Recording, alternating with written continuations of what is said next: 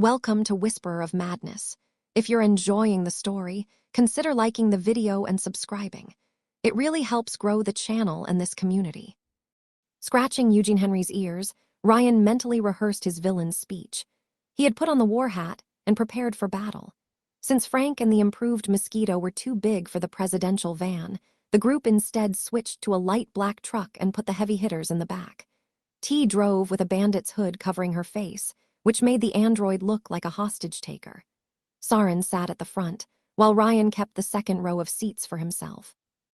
"Ah," the doll said while she looked at the road. "I feel nostalgic. It reminds me of the times we went out on picnics outside the farm. Except with more mayhem," Ryan added, his cat meowing on his lap. "And property damage. This better be worth it," Saren said while typing on a tablet. "Even with the bunker under our control, we're taking on Dynames, the Gov." "No, we're putting big business back in its place," Ryan replied. "If my plan works, and it will work, Dynames will be too busy tearing itself apart to target us. Besides, Hector's ultimatum ends today. Either we leave or he does." Yeah, I get it." His second-in-command marked a short pause as she looked at the road. "Ryan, that bloody thing on the video, it's inside all of us.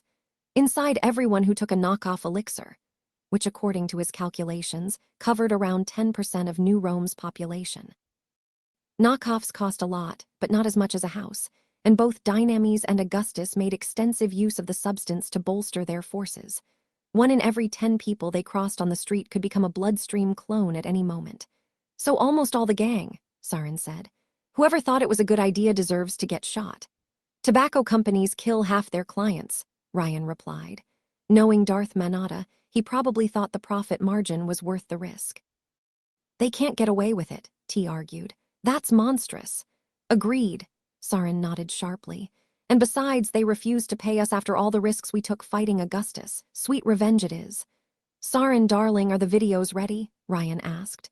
"Yes, but Dynames will probably take them down within minutes. They control the Dynanet and the airwaves." "Most, but not all of them," Ryan said, as the truck stopped to pick up the crew's last member. She opened the door to the courier's left and climbed inside the car. For her first villain outing, Livia had settled on something simple, yet elegant. A black lounge suit with a red shirt and necktie underneath, alongside a daft punk-inspired helmet with the same color scheme. The outfit, while unable to hide her feminine curves, gave her a stylish, androgynous look. "Ladies and gentlemen," Ryan introduced his new sidekick. "I present to you the one and only First Lady of our presidential regime, Queen Crimson." "Greetings," Livia shyly introduced herself to the group. I'm honored to meet you all." "Welcome, I'm the doll," T introduced herself warmly, while Saren let out a grunt. "We're going to have a fun time, you'll see." The Gynate sounded disturbingly eager to participate in a criminal enterprise. "Mr. President." Ryan turned his head, Frank glancing through the window separating the light truck's seats from its cargo. "Are you a Mormon?" "No, though I will probably have to call myself a god at one point." He couldn't finish a villain run without one megalomaniacal speech or two. "Why such a question, Agent Frank? You have the new and old First Ladies in the same car," the giant explained. "Unless one of them is an intern." "I have only one wife, Agent Frank," Ryan said, looking into the giant's eyes. "And her name is America." Well, the courier once had a rock star phase with all the debauchery it implied. By the loop's end, he had so many groupies he didn't remember half of them and could no longer walk straight. However, mindless sex's novelty had quickly worn out. Ryan preferred an exclusive, intimate relationship with one person, something with a deeper connection than superficial lust. He was looking for a soulmate. "The underdiver won't be joining us?" Livia asked, a bit curious. Ryan's mood instantly worsened. "No, she won't." After the disastrous knockoff test, Shorty had locked herself in her room and refused to leave it. She didn't let anyone inside, not even Ryan or Sarah. While the genius had loved her father in the end, that relationship was an open wound that never healed. All the progress she had made in the last loop seemed to have been washed away by the fear and the pain. And Ryan could only help her if she let him in. I'm sorry," Livia said upon sensing his unease.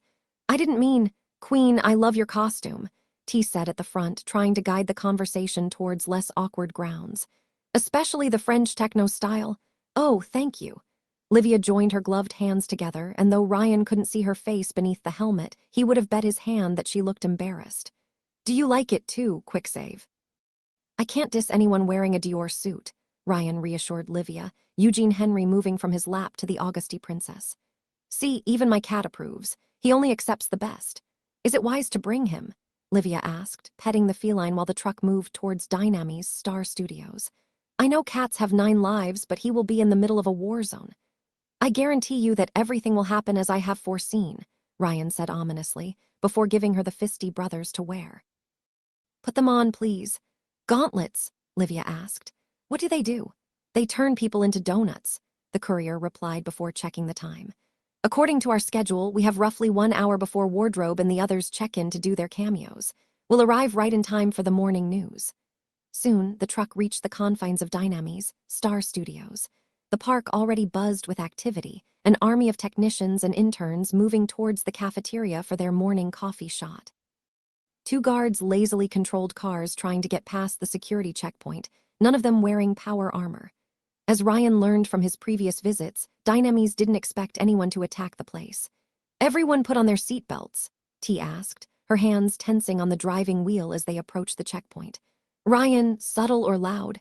Loud. Was that even a question? The dolls smashed the accelerator, and the truck rushed at the checkpoint like a bull at a matador. The guards jumped off the side of the road to dodge, as the Metagang's vehicle smashed through the security barrier. The vehicle continued its course through the parking lot at full speed, before abruptly stopping in front of a warehouse.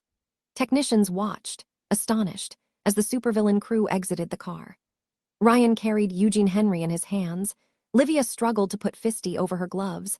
The doll opened the truck's container to free its passengers, and Sarin unleashed a mighty shockwave to the skies. This time, the studio's staff finally understood the danger and fled in panic.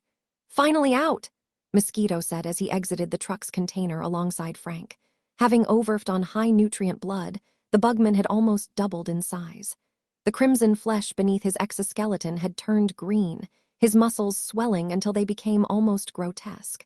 Ryan thought he should change his name to Beefcake. That's the last time I share a ride with you, Frank.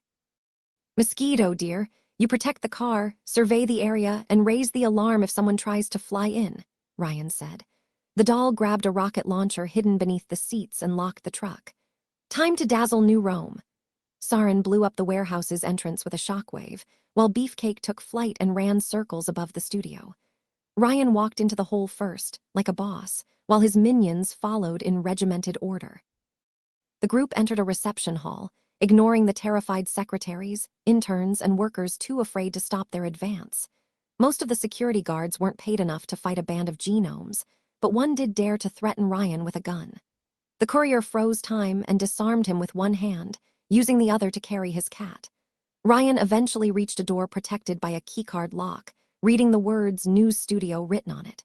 Agent Frank. The president asked his trusty bodyguard, "Open the door." The Iron Giant immediately looked around and quickly noticed a terrified technician with a keycard around his neck. Ryan quickly identified him as Kevin, one of the scriptwriters working on the movie in the previous loop. The man had frozen in place, holding a steaming coffee cup in his hand. Frank lifted the scriptwriter by the pants, spilling the coffee all over the floor, and dangled him in front of the lock like a toy. The door opened upon registering the keycard. "After you, Mr. President," the giant said, as he dropped his victim onto the floor. From the brown spot on his pants, the scriptwriter had soiled himself. "Thank you," Ryan said while moving through the open door, only for Frank to walk through the walls around it as he followed. To each their own entrance. New Rome's news set was a wide circular room the size of an apartment, with half the walls covered by a large 3D screen. A well-lit anchor news desk faced 2 cameras, and a horde of low-wage slaves kept in eternal darkness. A handsome, brown-haired anchorman sat on a leather chair, having been ready to deliver the morning news when the Metagang invaded the set. "Everyone, hands behind your heads," Sarin snarled angrily, as T threatened the staff with her rocket launcher. The fearful screams didn't last long, replaced with cowering silence as Frank and the doll herded half a dozen technicians into a corner. The cameramen continued their work under Sarin's surveillance. "I swear everything will be all right if you don't resist," the doll promised the hostages, even as she threatened them with a rocket launcher. "We don't want to hurt anyone." "They're our hostages, don't coddle them," Sarin said, as she hooked her tablet to a recording device. Livia stood in the background, too anxious to say anything. The Auguste princess didn't have much experience with field work. Ryan calmly approached the anchorman and silently threatened his vital space. The man rose from his seat without a word and joined the other hostages, leaving the courier free to take over the chair. Eugene Henry meowed on his lap, looking at the cameras like a furred diva. "Do I look intimidating enough?" Ryan asked Livia as he adjusted his suit. "If you could raise your hat a little, that would be perfect." Ryan followed her advice and basked in the spotlight. "We're live, boss," Sarin said, forcing a cameraman to focus on Ryan's mask. The president silently glanced at the various technicians, noticing a young teen with brown hair and acne. "You're an intern?" he asked her. Yes, sir. Bring me coffee with milk and sugar." The young teen immediately fled out of the room to fulfill his order, though Ryan wasn't sure she would return. In any case, the courier scratched his cat's ears and introduced himself to the camera. "Good morning, America. While it's saddening you won't hear the weather report, spoiler warning, go to the beach today. Oh boy, will you get something better. I am Mr. President, and this is my message." He was born for this. "I am Ryan Romano, leader of the free world, conqueror of Monaco, and democratically elected chairman of the Metagang. Yes, the same psycho band that took over that dump of a northern district. We are currently taking Star Studios hostage until our demands are fulfilled. Don't try to take us off the airwaves, because if anyone tries..." Ryan put his mini A-bomb on the news desk. "I call it the North Korea Special," he explained in simple terms. "Using highly sophisticated genius technology too complicated for you to understand, this device can induce a thermonuclear detonation that will burn the whole city to ashes. If I were you, I would pack your stuff and leave for Milan." Ryan could hardly see the hostages' faces with all the lights aimed at him, but he heard some of them gasping in shock. Yeah, who would be desperate enough to go to Milan? The intern returned with the coffee and put it at the desk's edge as far away from Ryan as possible. "Thank you, slave," the president said. "You shall be spared." "Can I go now?" the intern asked, sweating profusely. "You can go to the photocopier." Ryan crushed her hopes of a better life before focusing back on the camera. He noticed Livia pushing the intern towards the other hostages, but didn't pay much attention. "Now, perhaps you're wondering why this is happening, so we compiled a short movie." The screen behind his desk broadcast his recorded talk with Hector Manata. Well, of course, the courier had edited the film to make it fit within a 5 minutes length, but such were the rules of sensational journalism. He would probably release a director's cut one day.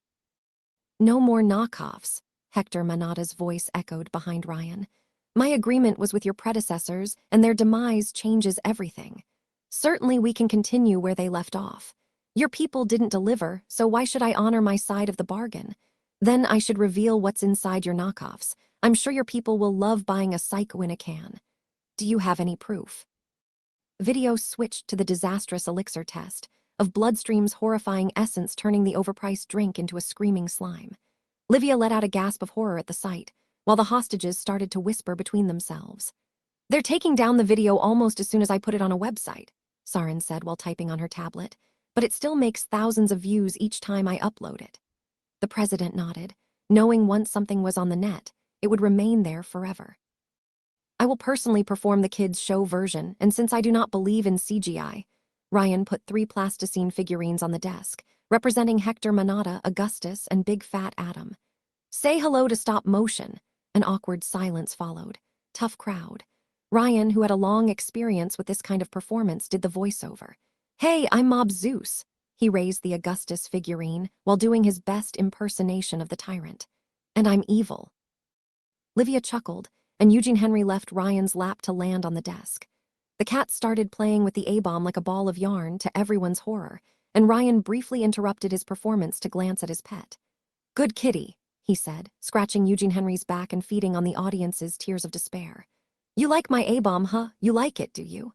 His cat meowed in response, and Ryan returned to his show. "I am Hector, and I am so jealous of Augustus. He shines too much." The courier played Manata's figurine before moving Adam's. Each time he imitated the original's voice. "I am Adam. I am so fat, that last time I used a weighing machine, it let out death throes. I want to help, but I am poor. Take my money, friendly whale, I beg of you." Hector answered. Nobody laughed at the spectacle, all eyes focusing on Eugene Henry instead. By now the cat was rolling the A-bomb near the intern's coffee cup, showing his royal behind to the camera. Ryan put a fourth figurine on the desk, representing Sispy. He carried an oversized knife of clay in his tentacle.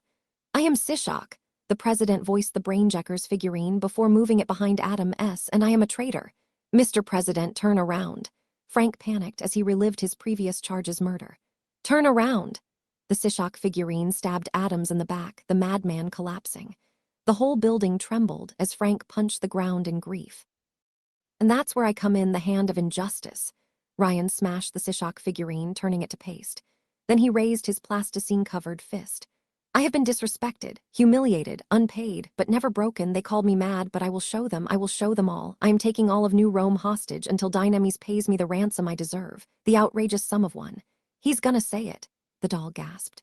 "One," Ryan winked at the camera and his countless fans behind it. $1 million. The tense silence was broken by Livia's giggling and the doll's sobs of happiness. "He dared," the android said. "He dared." "Morons dare it all, that's how you recognize them," Sarin replied. "Boss, you do know American dollars cost almost as much as collection stamps nowadays." "You wanted them to pay us in pesos, perhaps," Ryan deadpanned. "You would need all of Mexico to pay $1 million, Frank said, spitting on America's oldest enemy. "In any case, the cavalry is coming to the rescue," Sarin said, showing Ryan her tablet's screen. Someone was live streaming Wyvern flying through New Rome's skies in human form, aiming straight for Star Studios. "They can't silence the truth," the president went on a rant before the camera. "We shall not give up in the face of Intimi, bleep." Ryan glanced at Eugene Henry, the cat having pushed the A-bomb's big button and triggered the countdown. "Well." The president looked back at the camera and smiled behind his mask. "That's all, folks." It was said that the show must go on, no matter what. "And so, little Goranich attempted to catch the wild princess."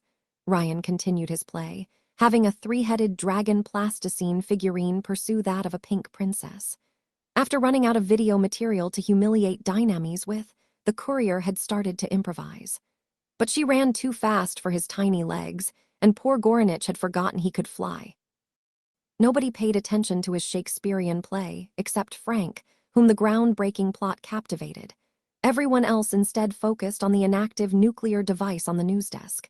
"You should have taken a dog, boss," Sarin said, glaring at Eugene Henry.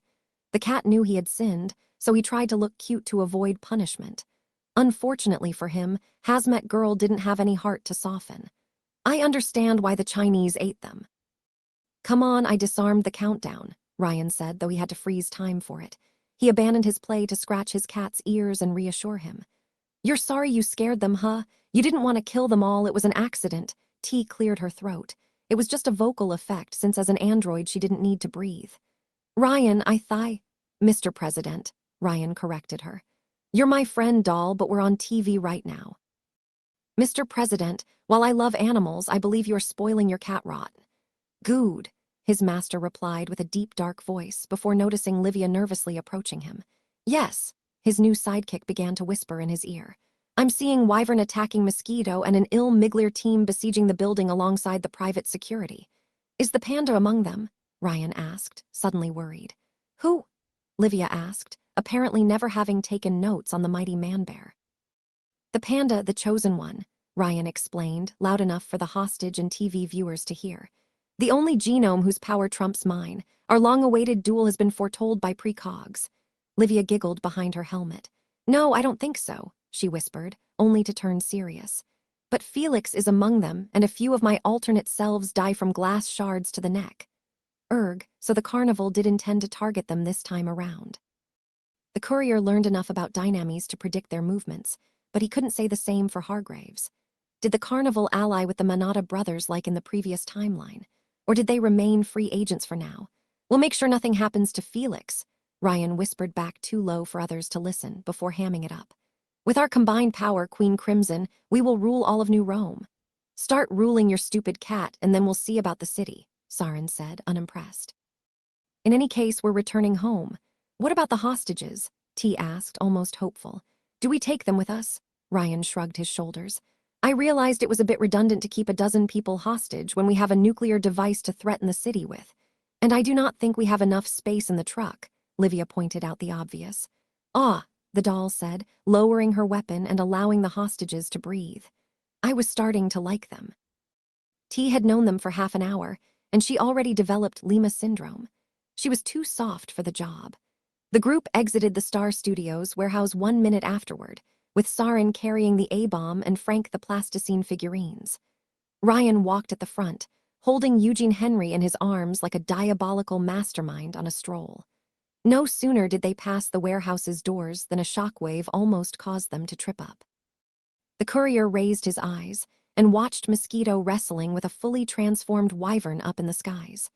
The courier remembered that they fought in an early loop, with the dragon lady squashing the psycho like a bug. But now that Mosquito had overfed, he more than held his own.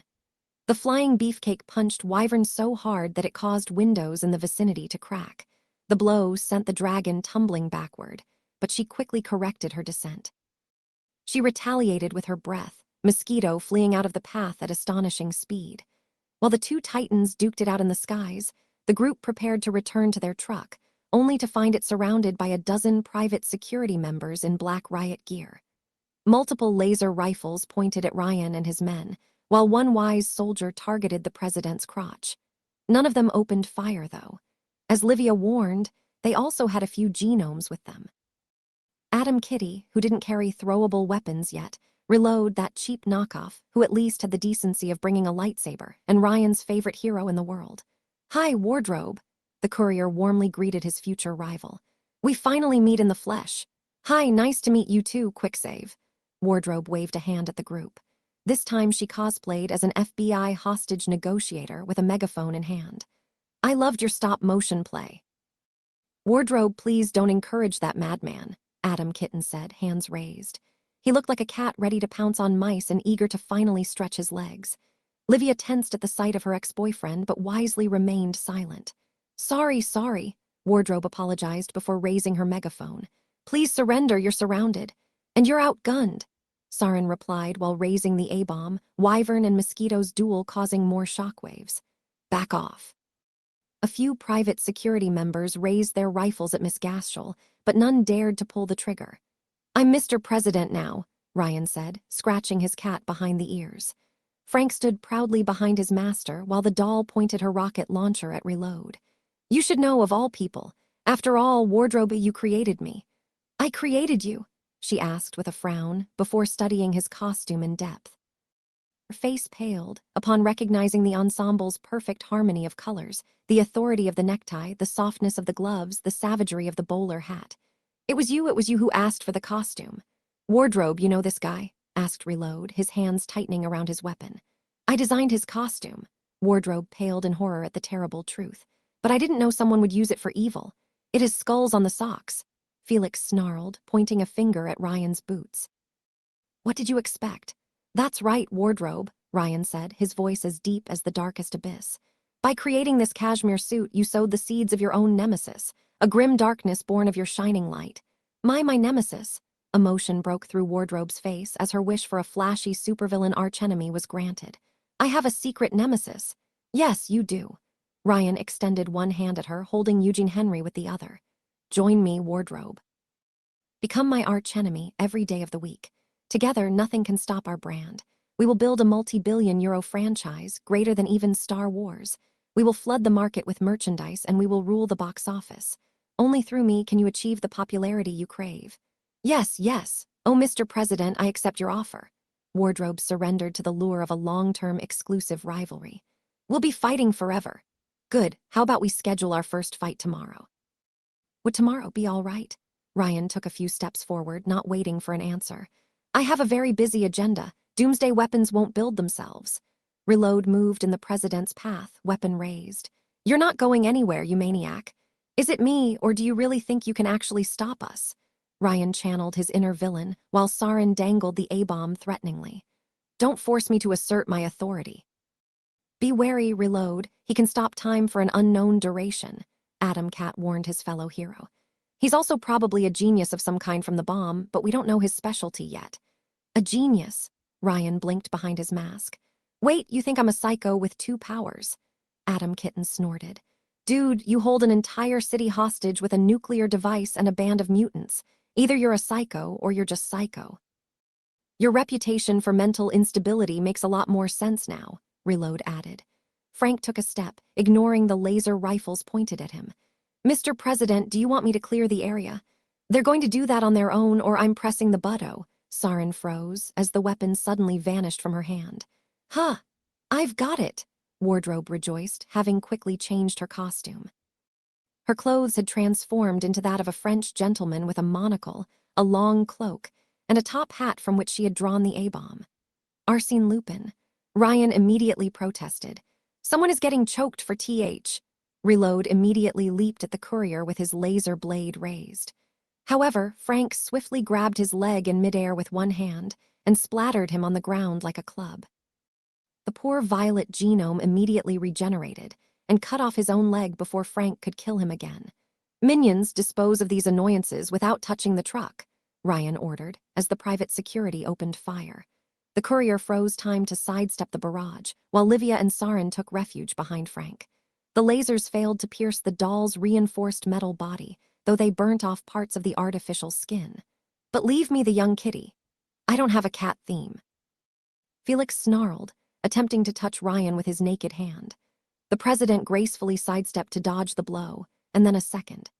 Adam Cat's hands furiously tried to reach for the courier's chest, but Ryan had time and experience on his side. The doll and Sarin had engaged the private security in a firefight, answering the lasers with rockets and shockwaves. The same mook that threatened Ryan's ultimate weapon hit Sarin's shoulder, forcing her to cover the spot with a hand to avoid leaking out gas.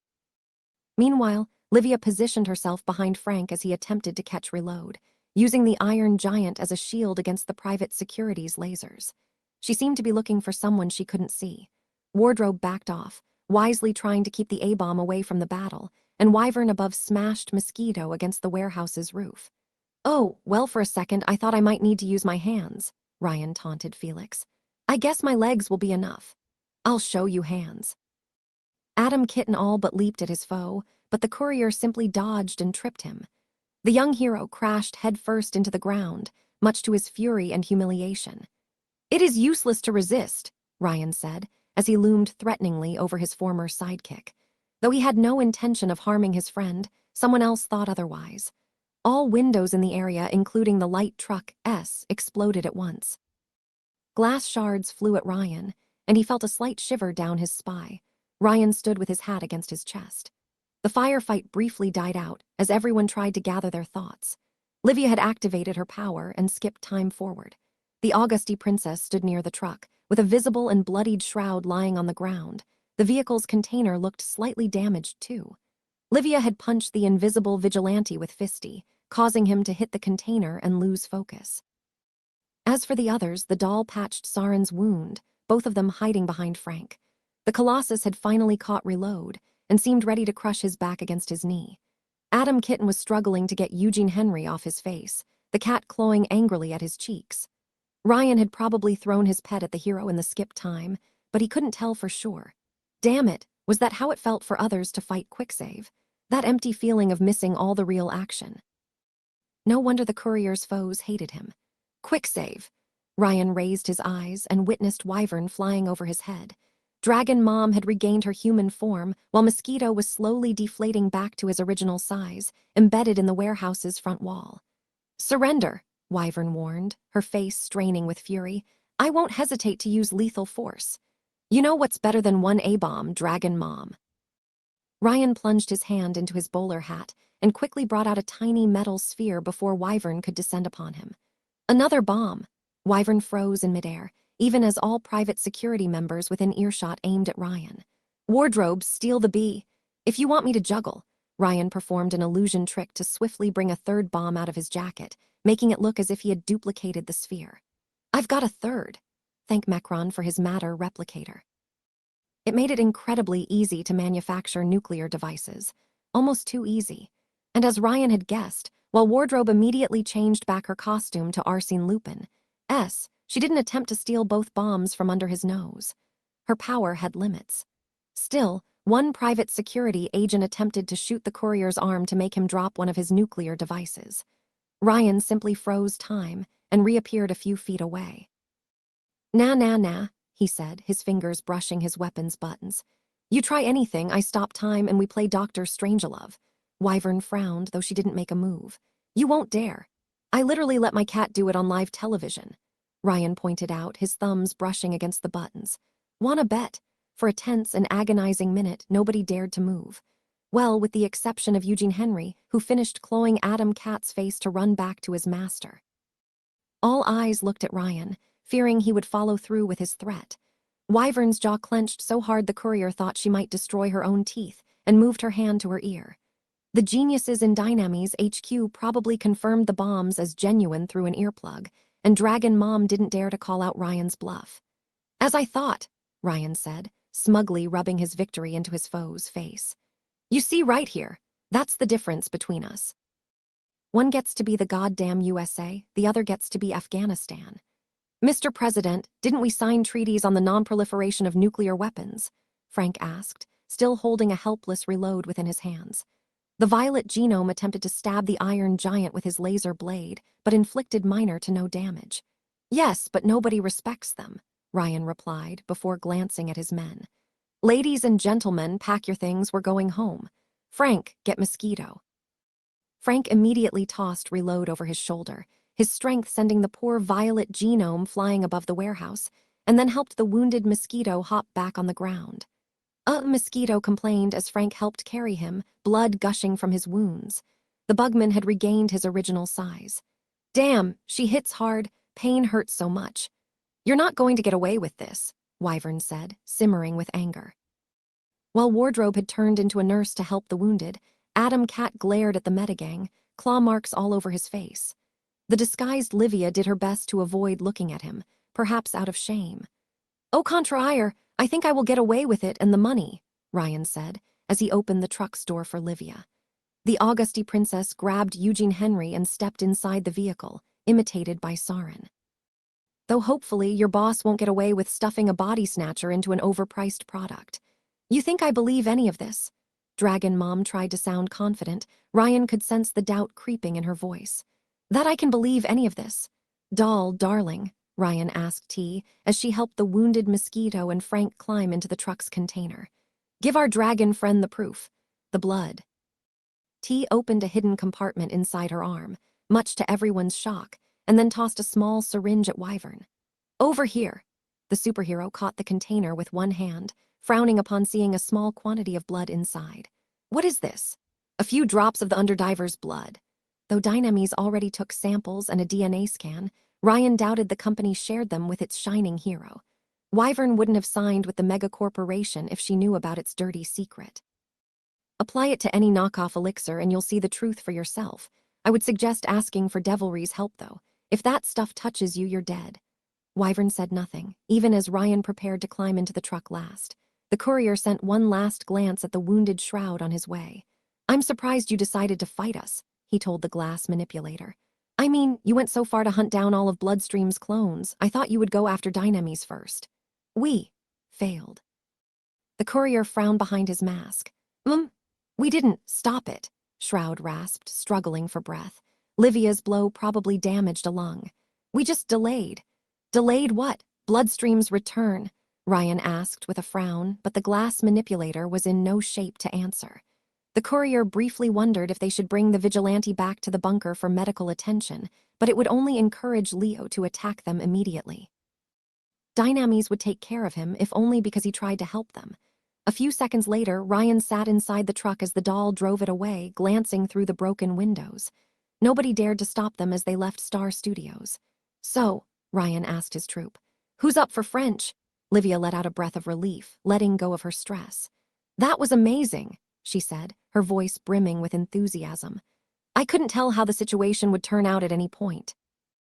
Is it always like this with you? Unfortunately, Sarin groaned, covering the bandaged gash in her hazmat suit. Sometimes there's fire, T added. We should do it more often. Livia rested her head against the seat, Eugene Henry sleeping on her lap. Ryan could understand her reaction. Much like him, she had forgotten how much she liked surprises. Amazing. When they reached the security checkpoint to enter Rust Town, the doll abruptly stopped the vehicle and let out a scream of horror. What's happening? Ryan instantly tensed and looked out the window, only to face a vision of horror. The private security checkpoint had turned dead silent. Literally. 24 Dynamis guards had been hung over an open archway leading into Rust Town, the ropes made of their own intestines. The number 885 had been written with blood on the floor beneath them in a macabre display. Holy. Livia put her hands on her helmet upon seeing this ghastly spectacle, reflexively trying to cover her mouth in horror. Eugene Henry, meanwhile, glanced at the bodies with lazy disdain. How could I not see?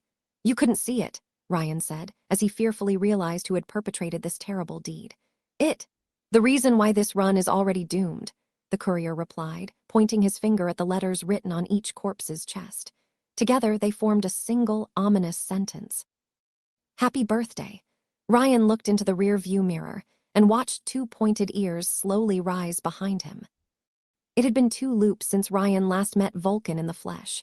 The sight of her mech descending from above filled him with nostalgia and longing.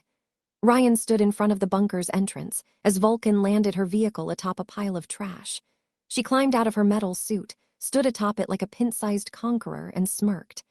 I love what you've done with the place, she told Ryan, after giving a cursory glance at the junkyard.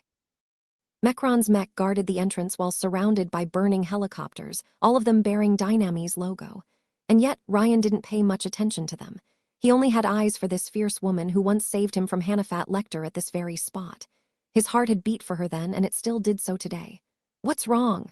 Vulcan asked, amused. Have you fallen for me at first sight? Even if I disappear, she had said, all but pleading. Promise you won't forget me. It hurt just like the first day. Something like that, the courier lied, before making a mock reverence to hide his saddened gaze. Welcome to my humble abode, Miss Sharif. You didn't have any problem bypassing the blockade. I designed Dynami's anti-aerial weapons. Vulcan shrugged as she climbed down from her mech to join him. They're far too slow for me, so are your defenses for that matter. Try me. Vulcan's head snapped at Mechron's scorpion mech as a cheerful voice came out of it. Fastest toaster in the West. Vulcan studied the mech with renewed interest. I thought Mechron made sure his slave AIs couldn't talk back. We uploaded a new personality matrix worthy of this mighty machine, Ryan explained, tapping one of the mech's legs. One perfect for the job. I'm a toaster, I burn stuff, the mech replied. I'm pretty one-dimensional in what I want. It was the best kind of minion, the one that loved its dirty work. With the land dealing with any intruders on the ground with quakes, and Toasty bombarding any flyer, the private security's haphazardous attempts at raiding Rust Town had failed miserably. Eventually, they simply decided to besiege the district. A ring of tanks and soldiers prevented anyone from moving in or out, and warships blockaded the harbor. In theory, nothing short of a teleporter would allow the metagang to escape. A pity Dynamis didn't know about the bunker's underwater access.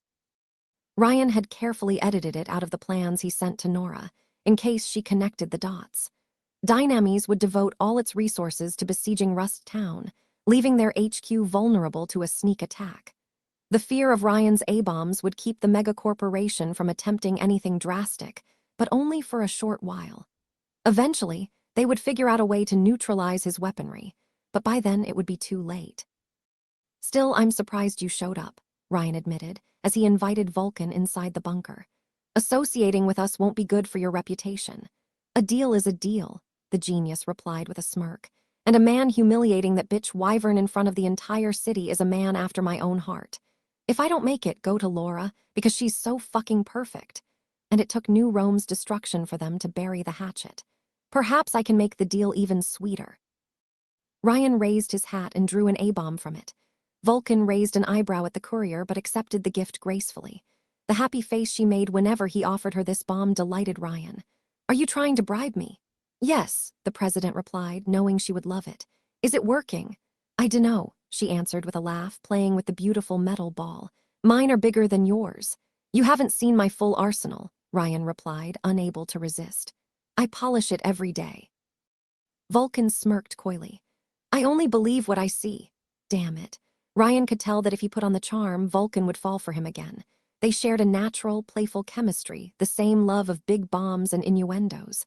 Holding her in his arms and kissing her would feel like going home to his wife after a long trip. It would feel just right. Don't replace me with another Jasmine. And yet, Ryan had made a promise to Jasmine, his Jasmine, and would abide by her wish. Even if no one would hold the courier responsible if he broke his promise, He respected his old girlfriend enough not to betray her last request. If only he had completed the brain transfer machine before that cursed loop. Make sure this disaster never happens again, okay? Kill that fat ass. At least he followed through with that promise. Ryan led his ex-girlfriend down into the corridors overseeing the bunker's hangars. Vulcan stopped at the repaired glass windows, observing the submarine and the tech gathered here. A full Mechron base right below our feet, she whistled, as Ryan gave her a tour of the facility. You really hit the jackpot. We even have a matter replicator. Ryan pitched her the benefits of her new workplace. You just put in the design and the necessary material and bam, instant weapon. And what weapon do you want from me exactly? She asked, putting a hand on her waist. Because I doubt you contacted me to build a teddy bear. You underestimate their power. They lure you into a false sense of security and then they hug you into submission. Is that your plan to take over the city? Trade the nuclear bombs for teddy bears? Ryan had to keep her away while she worked, or he wouldn't resist. The more Vulcan spoke, the more her wit pulled him in. Well, if you want to know, we've figured out how Mechron enhanced his henchman's powers. Alchemo had finally overcome most of the mainframe's remaining firewalls, giving the group access to Mechron's key files. This immediately caught Vulcan's full interest. Go on, she asked. I'll share the data, but long story short, Mechron found ways to streamline the flux energy a genome radiates with biomechanical implants. The underlying theory is the same as with your power armors. Much like Dynamis, Mechron's knockoffs were synthetic life forms mimicking the properties of genuine elixirs. Though they weren't sentient unlike Darkling or genuine elixirs, they could modify genes based on data gathered from true genomes. However, the mad genius had gone a step farther than the Manatas. Though they lacked an innate connection to the color dimensions, his knockoffs could create microscopic portals to them with sufficient mechanical support. By channeling the flux energy it generated and using data gathered from an existing genome, Mechron's machines could crudely imitate the template's power. The telekinetic mech Ryan fought in the bunker was only one example. By the end of his life, Mechron had started experimenting with biomechanical warbeasts capable of great destruction. His artificial elixirs needed a lot more technical support to function than the originals, but they worked. Ryan shuddered at what Mechron could have achieved, had the madman lived a few more years. If he had perfected his elixirs and outfitted his robots with superpowers, he would have become unstoppable. Still, these knockoffs were pale imitations of true elixirs and far less efficient. So Mechron's AIs had gone further, which led to Darkling. You want me to create a suit of power armor, Vulcan guessed, grinning with excitement. Something that can supercharge your power. Yes, with a cashmere poncho over it. By combining data from both sources and the bunker's advanced technology, Ryan knew his favored Spitfire could create a magnum opus. The design would also incorporate lens signal tech, hopefully allowing the courier to send multiple people back in time. However, he would need Len's help for it, and his best friend still refused to leave her room. Up for it? Ryan asked once they reached the recreation area. Sarin, Acid Rain, Mosquito, and a few others had gathered in front of a TV post put on the bar counter, watching the news. Like the day I was born. Do or don't. There is no try. Those had been Jasmine's last words, and they summed her up perfectly. She always gave it her all. Hey, boss, Sarin called him. They're going to talk about us. Finally, Ryan rejoiced as he and Vulcan approached the TV screen. Obviously, Hector Manata denied everything and tried a silent campaign, enforcing a newsbend to cover up Ryan's revelations. But the damage had been done, and people talked. It seemed that Dynamis had finally decided to address the elephant in the room through a press conference. Ilmiglier's full lineup had gathered at the Optimates Towers entrance, accompanied by Enrique, Blackthorn Manata, and PR specialists. Of course, Wardrobe always dressed chic, a pillar of culture among fashion disasters. Felix's claw marks had healed, but he didn't bother to hide his frustration. As for Wyvern, her face was utterly blank and lifeless. Ryan glanced at the news ticker, each information worse than the last. Explained explosions continue, children still missing after daycare attack, the private security refused to commit. The plushies kept causing more incidents across town. Tensions were at an all-time high, Dynamis was stretched thin, and people demanded answers. Vulcan snickered as Blackthorn invited Wyvern to take place on a stage and face an army of journalists. More dog than dragon. She isn't corrupt, Ryan said, just naive. Vulcan frowned at him in response. Who told you that crap? Jasmine, which only highlighted how much she had changed as a person by the end.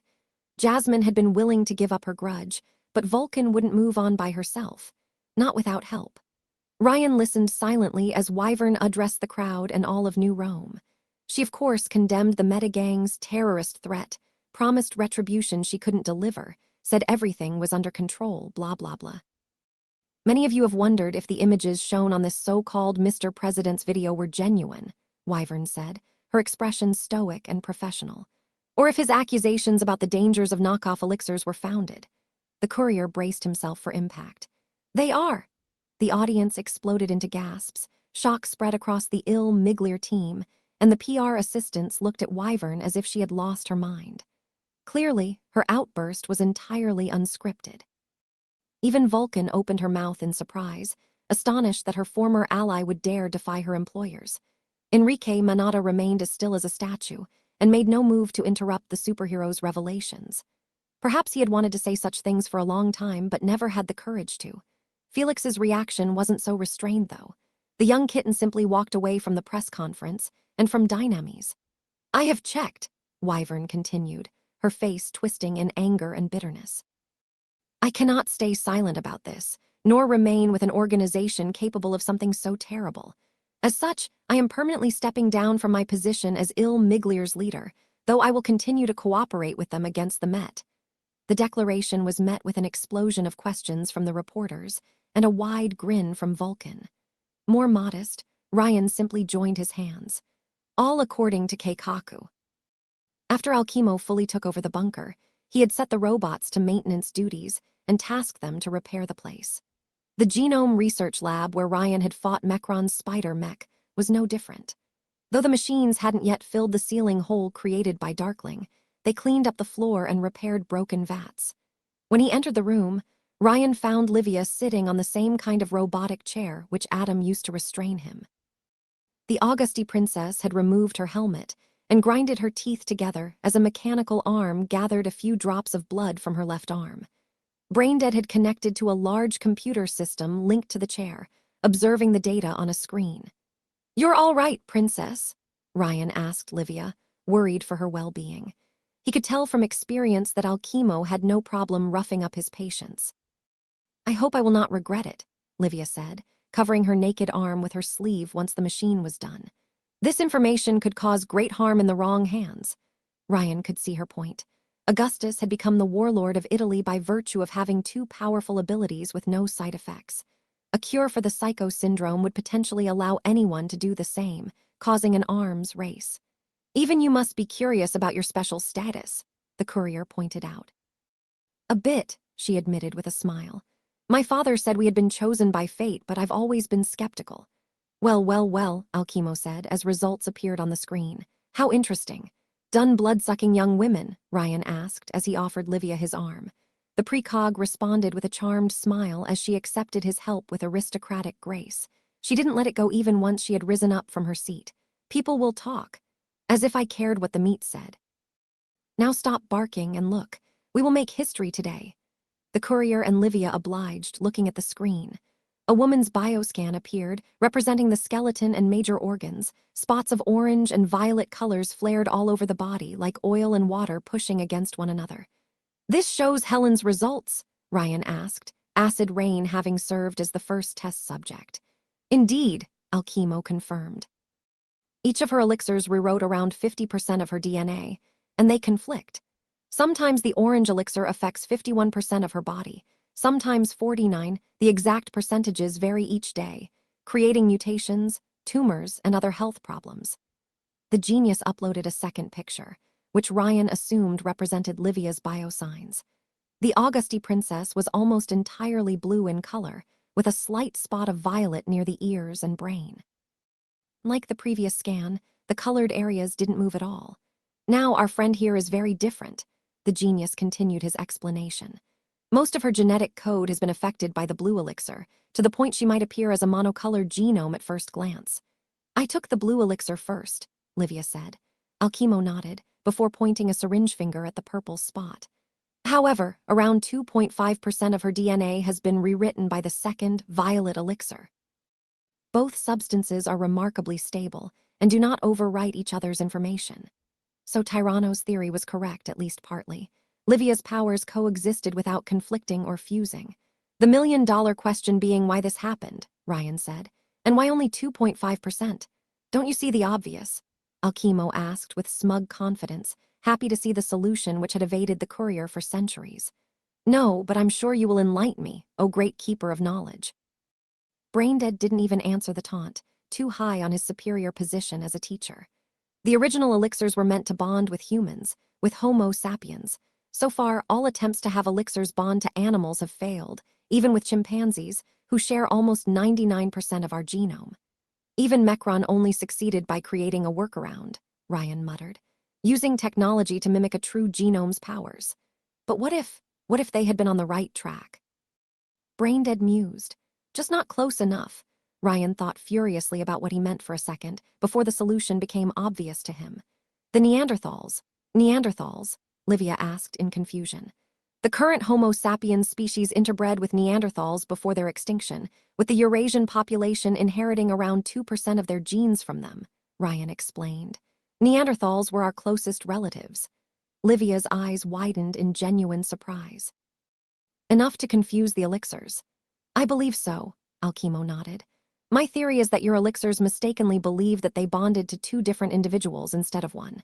This caused them to share your body, for a lack of better term. The Auguste princess frowned in skepticism, immediately seeing the problem. But if your theory is correct, then people with two powers should be far more common. As you said, this affects the entire Eurasian population. Millions of people. You probably need a very specific ratio or combination of Neanderthal genes to fool the elixirs. Alchemo defended his theory, though he sounded less certain and couldn't convince Livia. Or it could be caused by a syndrome like chimerism, where one organism has cells from more than one genotype. Only a few hundred cases were ever recorded. If it is so rare, why do my father and I share it? Is it inheritable? Livia asked, causing the genius to fall silent as he tried to find an answer. Probably not from your reaction. Ryan considered the matter, trying to find a logical explanation and assemble all pieces of the puzzle.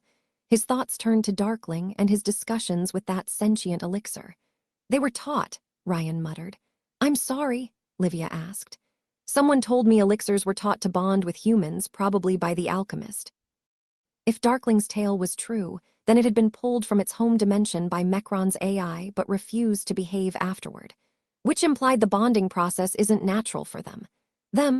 His first lady looked more confused by the second. I'm sorry, do you mean elixirs are intelligent? Yes, but not like us. Even Darkling, who understood humans enough to talk to them, found their reality maddening. They are alien life forms that don't even use DNA, foreigners who have been given a crash course on our language. They know the words but not the music. So, Livia frowned, what you mean to say is that elixirs have only a superficial understanding of us, about how we are made. I can't prove it, but it's a plausible explanation, Ryan said. He would need to confirm it with Darkling. According to his pet Shoggoth, elixirs were meant to connect lower life forms to the ultimate ones, eventually allowing them to ascend. But as the courier's own experience showed, the communication wasn't perfect. The difference in mindset was too large. Due to something in your genetic code, whether Neanderthal DNA, a unique quirk, or something else, your elixirs believed they bonded to two different people sharing a body. But it's a fragile equilibrium, she guessed. If I take one more, the original elixirs realize their mistake and start conflicting. And Mongrel's power grants him a limited control over how elixirs behave, Ryan added, glancing at Alchemo. If we can reproduce his ability and combine it with gene therapy, we could create a serum that would force the original two elixirs to realign and mimic the conditions that led to our test subject's unique equilibrium, Alchemo replied with a nod. Livia frowned at the test subject part, but didn't comment. Or alternatively, remove the extra elixir and turn the target into a normal monocolored genome. But to create something this complex, Livia reread her biosigns before turning at Alchemo. How long would it take you to create such a cure? Braindead let out what could pass for a sigh. It may take months for Mecron's AI to mimic Mongrel's power, let alone design a cure from it. These machines are powerful, but the subject is eminently complex. My own genius specialty does not overlap with this case study either. We'll need Dr. Tyranno, Ryan muttered to himself. As the only genius specialized in gene therapy, he could probably design a cure for psychos if presented with the necessary data and resources. Livia bristled, while Alchemo snickered in disdain. Dynamy's dinosaur maker, the genius asked. Do you think he will help? Not unless I convince him that my evil plan involves turning everyone into dinosaurs. Just kidnap him then. You already escalated to terrorism, what's one more crime? He rarely leaves Dynamy's HQ and never without a heavy escort, Livia said. And if anything happens to him, Dynamy's goes all in. He's the cornerstone of their entire knockoff operation, so they will try to get him back at all costs. And if he dies? Ryan asked with a frown. Why didn't your father try to have him assassinated? Because then Fallout gets involved, Livia replied ominously. The way she said it, she had foreseen it. I think you can imagine how it will end. Yes, he could. Would he react the same if he lost the other pillar of knockoff production? Ryan intended to attack Lab 66 as soon as Vulcan finished her armor and after opening Darkling's portal home. He couldn't afford to wait too long for someone like Fallout or Hargraves to force a way inside the bunker. Would Dr. Tyranno help make a cure at all? Livia asked. He turned a psycho into a drink. This does not speak well of his moral fiber. Ryan still remembered how that Scaly had tried to gut the open to see how his ability worked, without anesthesia. He cares only about his research and dinosaurs, the courier said, not for lab safety. Unfortunately, Ryan doubted he could convince Dr. Tyranno to cooperate during this loop. He needed more information on the man. Yet, they would need Mongrel, Livia, the bunker, and additional data to create the cure. The courier only obtained access to these resources due to very specific circumstances impossible to replicate in the next. Livia, darling, do you have anything planned for tonight? She slowly nodded, albeit reluctantly. My father asked for a meeting, probably about how to deal with you. I will have to return to him soon. Ryan could read between the lines. They needed to have a talk with Len and prepare for the future. They needed to discuss how to end this doomed loop and how to proceed afterward. The Auguste princess turned towards the room's door. You can come in, she said. This does not have to end in violence. The metal door opened, and someone stopped listening through it. Better luck next time, eh? Sarin pointed her gauntlet at Ryan, her fingers vibrating with power. Not gonna work for me. None dared to move as Sarin pointed her gauntlets at the group. Energy built up within her hands, ready to unleash mighty shockwaves. Truth be told, Ryan didn't fear his rebellious VP. He could easily stop time and defeat her. However, they were in an enclosed space with knockoffs kept in vats nearby if she unleashed a shockwave and splattered the courier with the substance, even by accident. So it's treason then, Ryan joked. You know you will get impeached for this defiance, right? You're the traitor. Sarin threatened him with her gauntlet. You promised me to find a cure. I've believed you, killed for you, and now you can't follow through with it. You're going to turn back. Sarin, darling, there are others in the row. I won't let you time travel again, Sarin snarled, uncaring. Not until you cure me first. Even if it takes you months, I won't let you go back until it's done. Ryan tensed and glanced at the other people in the room. Livia remained unperturbed, probably using her power on Sarin to find a way out. And Alchemo, he wasn't surprised. You knew, Ryan said. You bastard, you listened at the door when I told you not to. Every time the courier found the strength to trust that brain in a jar, he found a new and interesting way to betray his confidence. I did no such thing, Alchemo replied, though he sounded apologetic. But when you wanted me to upload that girl's memory map. You checked her memories, Ryan realized, infuriated. The genius could harvest and read memories from others. Like Sishak. I had to make sure there was no sabotage left, Alchemo defended himself. I am not the wronged party here, meatbag. Why didn't you tell us, you selfish brat, after everything my daughter and I did for you? Because I told you once. Ryan snarled, raising a finger at Alchemo. And you betrayed my trust. You went mad and tried to extract my brain to prevent me from reloading. The genius stumbled back as if he had been slapped. T had to finish me off mid-procedure to spare me from decades of imprisonment, Ryan continued. You couldn't live with the knowledge that you would forget everything. Because you're killing us, asshole, Sarin snarled. You're playing with our lives. That is not how it works, Sarin, Livia spoke up, completely calm. This is your psychosis talking, not you. I understand you must feel desperate. You can't understand me, jackass. You can't even understand what it is to be me. Sarin clenched her fists. 6 months. The psycho let out these words like bullets, like a heavy secret she finally found the courage to get off her chest. The first time I gained my powers, the wind dispersed me, she admitted. I didn't know how my power worked very well, so it took me months to pull myself together. Months to find a container I didn't rust on contact. So no, you don't understand what it is to be me. To feel nothing, to see people have sex and eat food and sleep and just watch. By now she was screaming. You can't understand being separated from the world outside by this cloth prison. You can't understand being afraid of any blade around you, in case one breaches the one thing keeping you in one piece. I've spent years like this. And you spent those years hanging out with Adam and letting him sow misery wherever he went, Ryan replied, his tone icy. I've watched you stand by his side after he burnt all of New Rome to cinders. Did you stand by his side when he force-fed Helen an elixir? Would you have let him turn me into a psycho if I couldn't turn back time? To her credit, Hazmat Girl faltered a little at his words, but not enough to take responsibility. I had no choice. Nobody else would help, and when I was in, he wouldn't let me go. Ryan didn't buy that excuse. You always have a choice, even if some will cost you more than others. He knew that from experience. You just weren't brave enough to take a stand. And unlike Frank, Mongrel, or Acid Rain, you can't claim insanity. You're entirely lucid.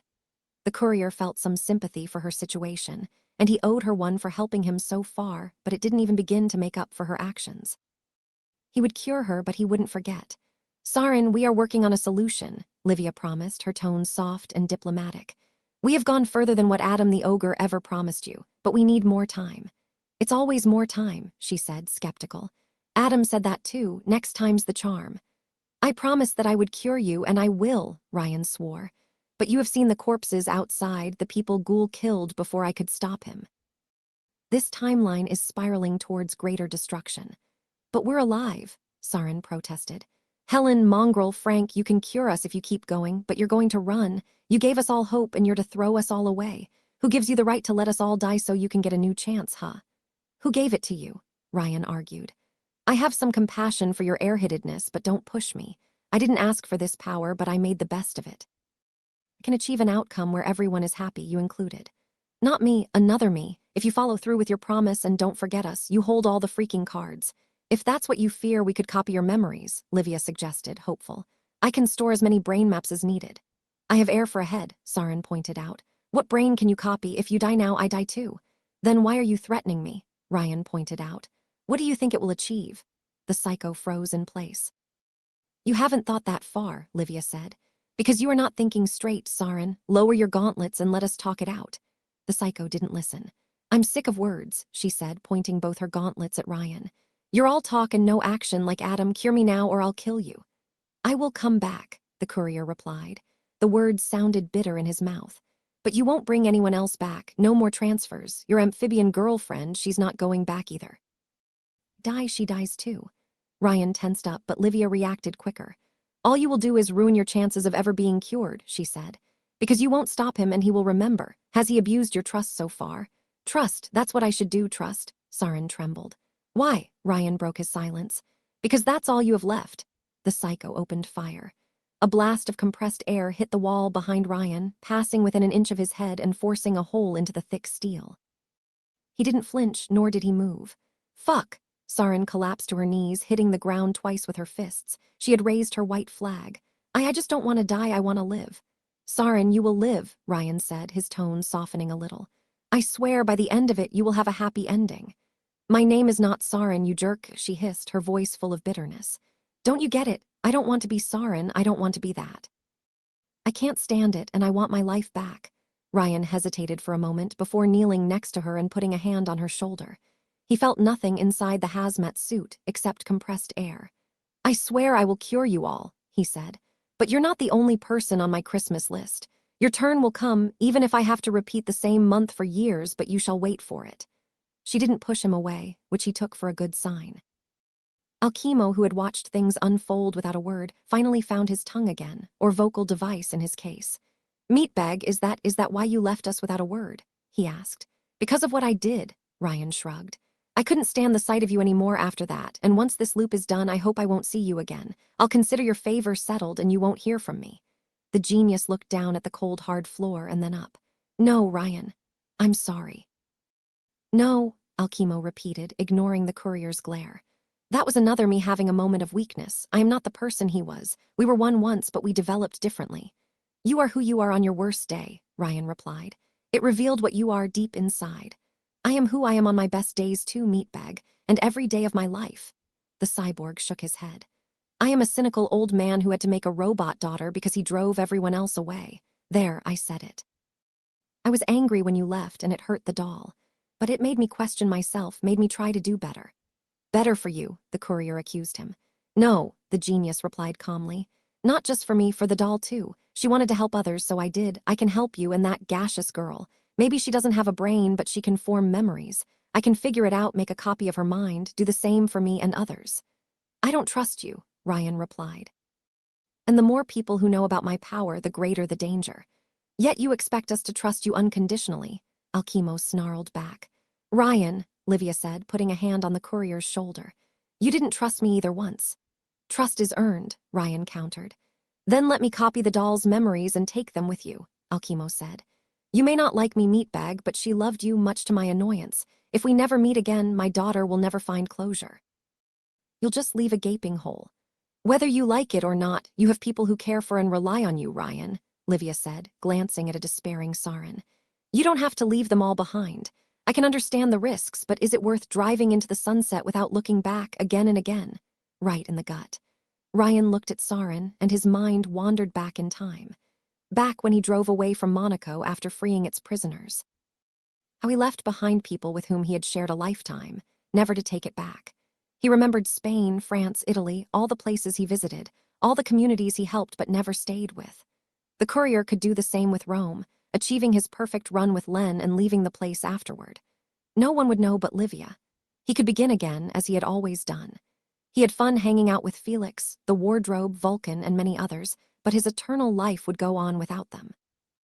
But now Ryan could bring others with him. He could make bonds transcending time. Make connections that wouldn't break, that could go wrong, that he couldn't take back. And it terrified him.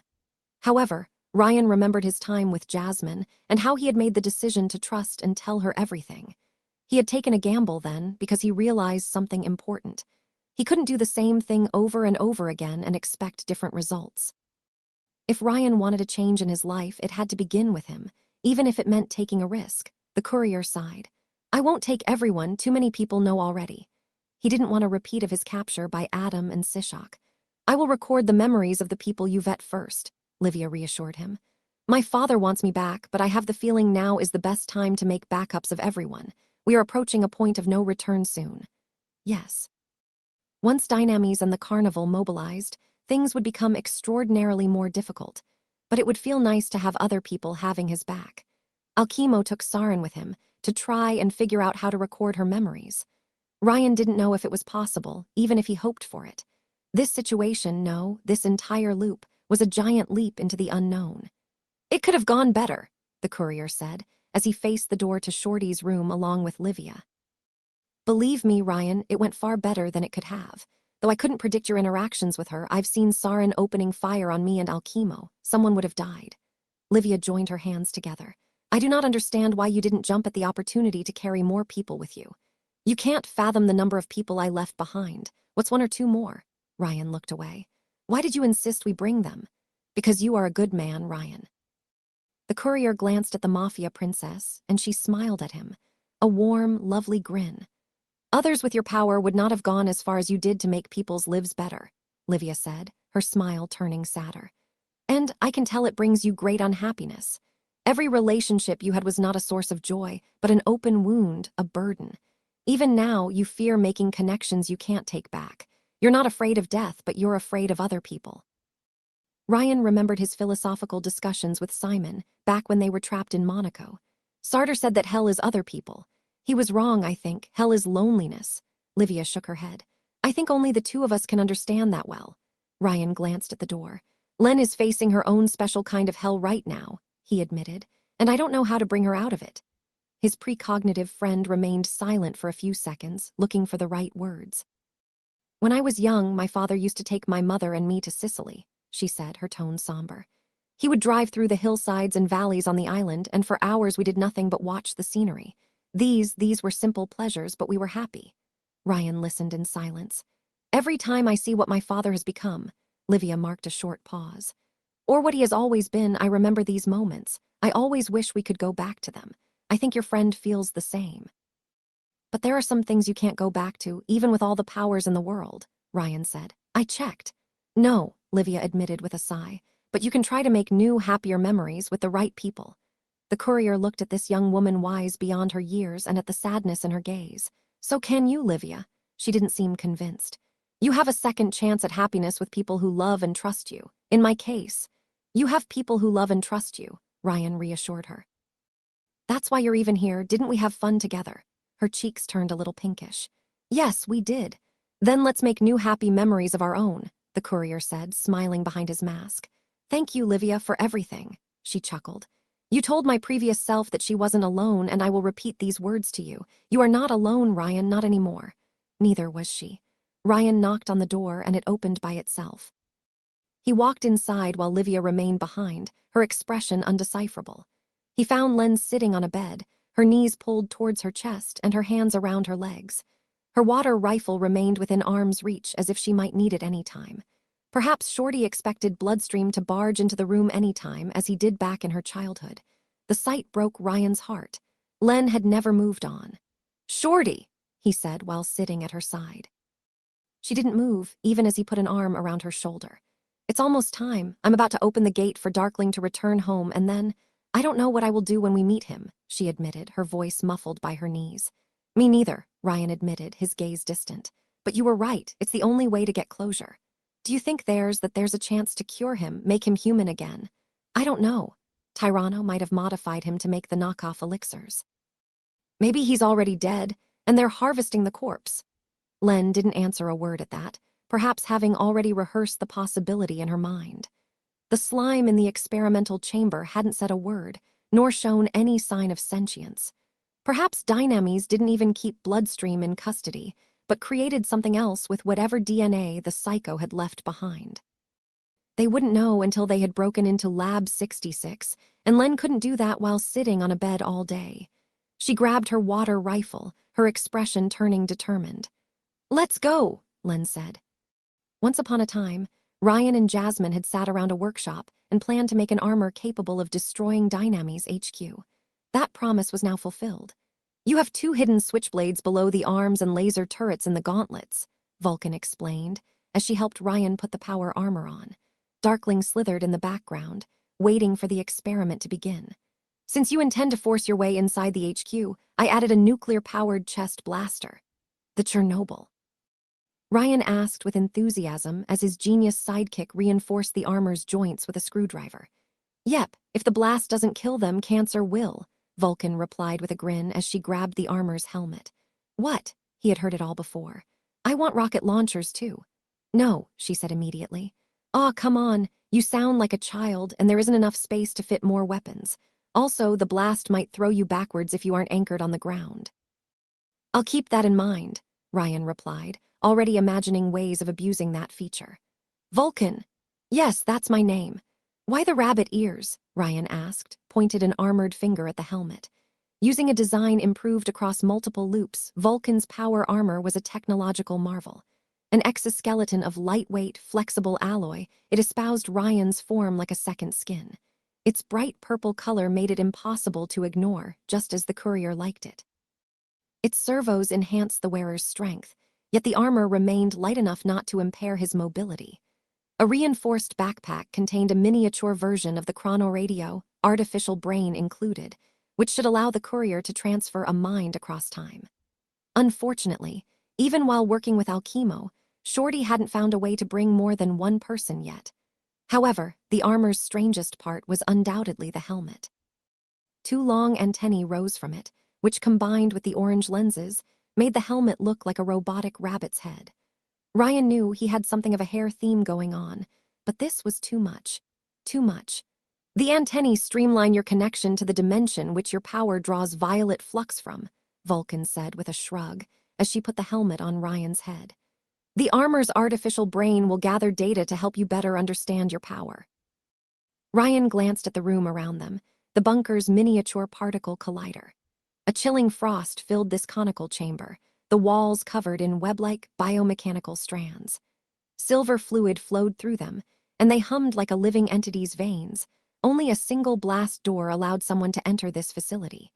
Mecron's technology had transcended flesh and metal to become something greater than both. This was the place where the bunker's AI summoned Darkling once.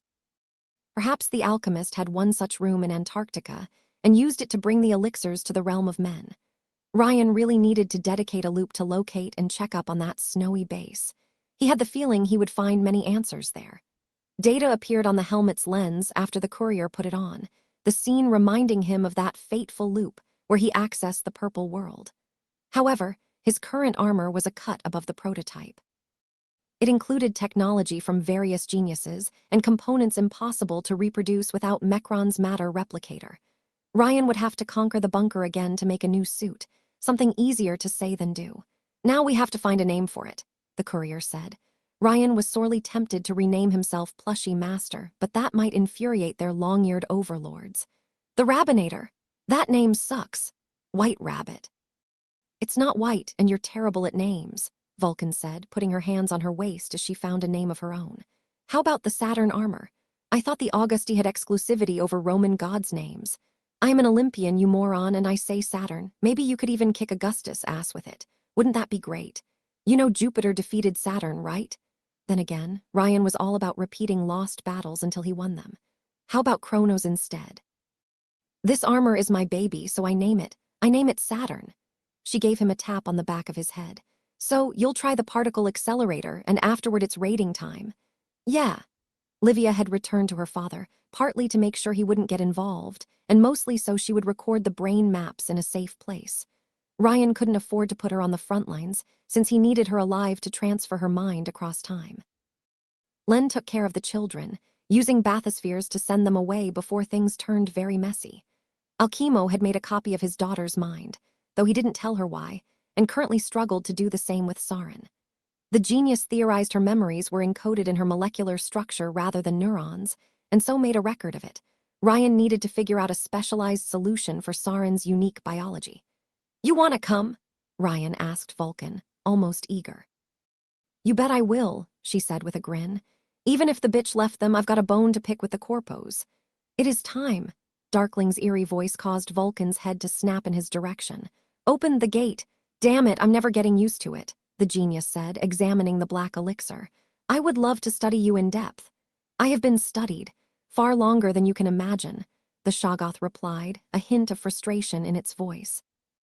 If it remembered all of Ryan's loops, then he probably spent years trapped in a bottle, perhaps even decades. I have waited long enough.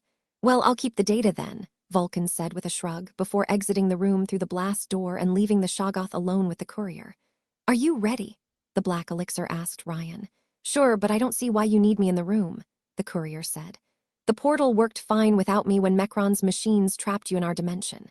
I will need your help to stabilize. The alien entity seemed to struggle to find the right words in the human language. You are connected to the purple world, the crossroad of all space and time, even other worlds. Ryan looked at his armored hands. All of space and time, huh? Distance, past, and future are illusions, all is connected. So cryptically helpful, Vulcan's voice echoed in the particle accelerator. Ready to break the laws of physics? She asked. Let's make them cry, Ryan replied. Vulcan started the particle accelerator, the silver fluid pulsating with electricity. The walls rotated around Ryan and Darkling, faster and faster, until they started to blur. Gravity became lighter, the courier's feet slowly getting off the ground. Colored lightning coursed through the silver fluid and surged all across the room. Bolts bounced off Ryan's armor or hit Darkling's viscous surface. The electricity changed coloration in a strange pattern, from red to orange, from yellow to green, from blue to violet. Flux. The lightning became blinding white for a brief instant, and then turned black as the darkest night. Instead of surging in all directions, the bolts concentrated on a single point at the center of the room, building up into a sphere.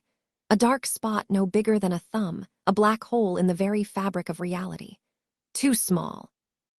Darkling's many eyes focusing on the sphere with hope and dread. Open it! How do I do that? Ryan asked, having a hard time hearing the giant slime over the sound of thunder. You are the key, open the gate. Ryan glanced at the sphere and in a moment of scientific curiosity took it in his palms. His fingers trembled as he did so, an invisible force coursing through his flesh and bones.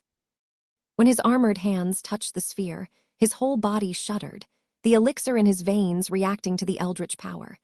His thumbs dug into the black hole, its surface shifting like water. Ryan felt an intense, primordial cold inside this miniature portal. The courier activated his power, and time slowed down to a crawl. His armor kept providing data even as the universe turned purple and violet particles floated all around him. Black lightning coursed through the particle accelerator even in the frozen time, colliding with the violet flux particles. The universe's fabric tore itself apart under the strain of Ryan's power, and his hold on the portal became firmer. The courier extended his arms, and the gate widened.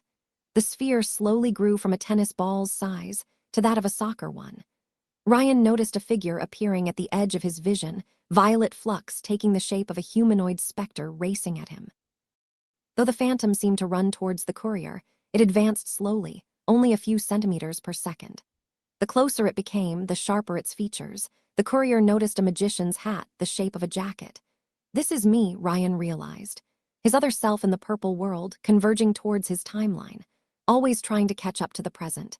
The armor enhanced his power enough that he could observe how it worked in detail.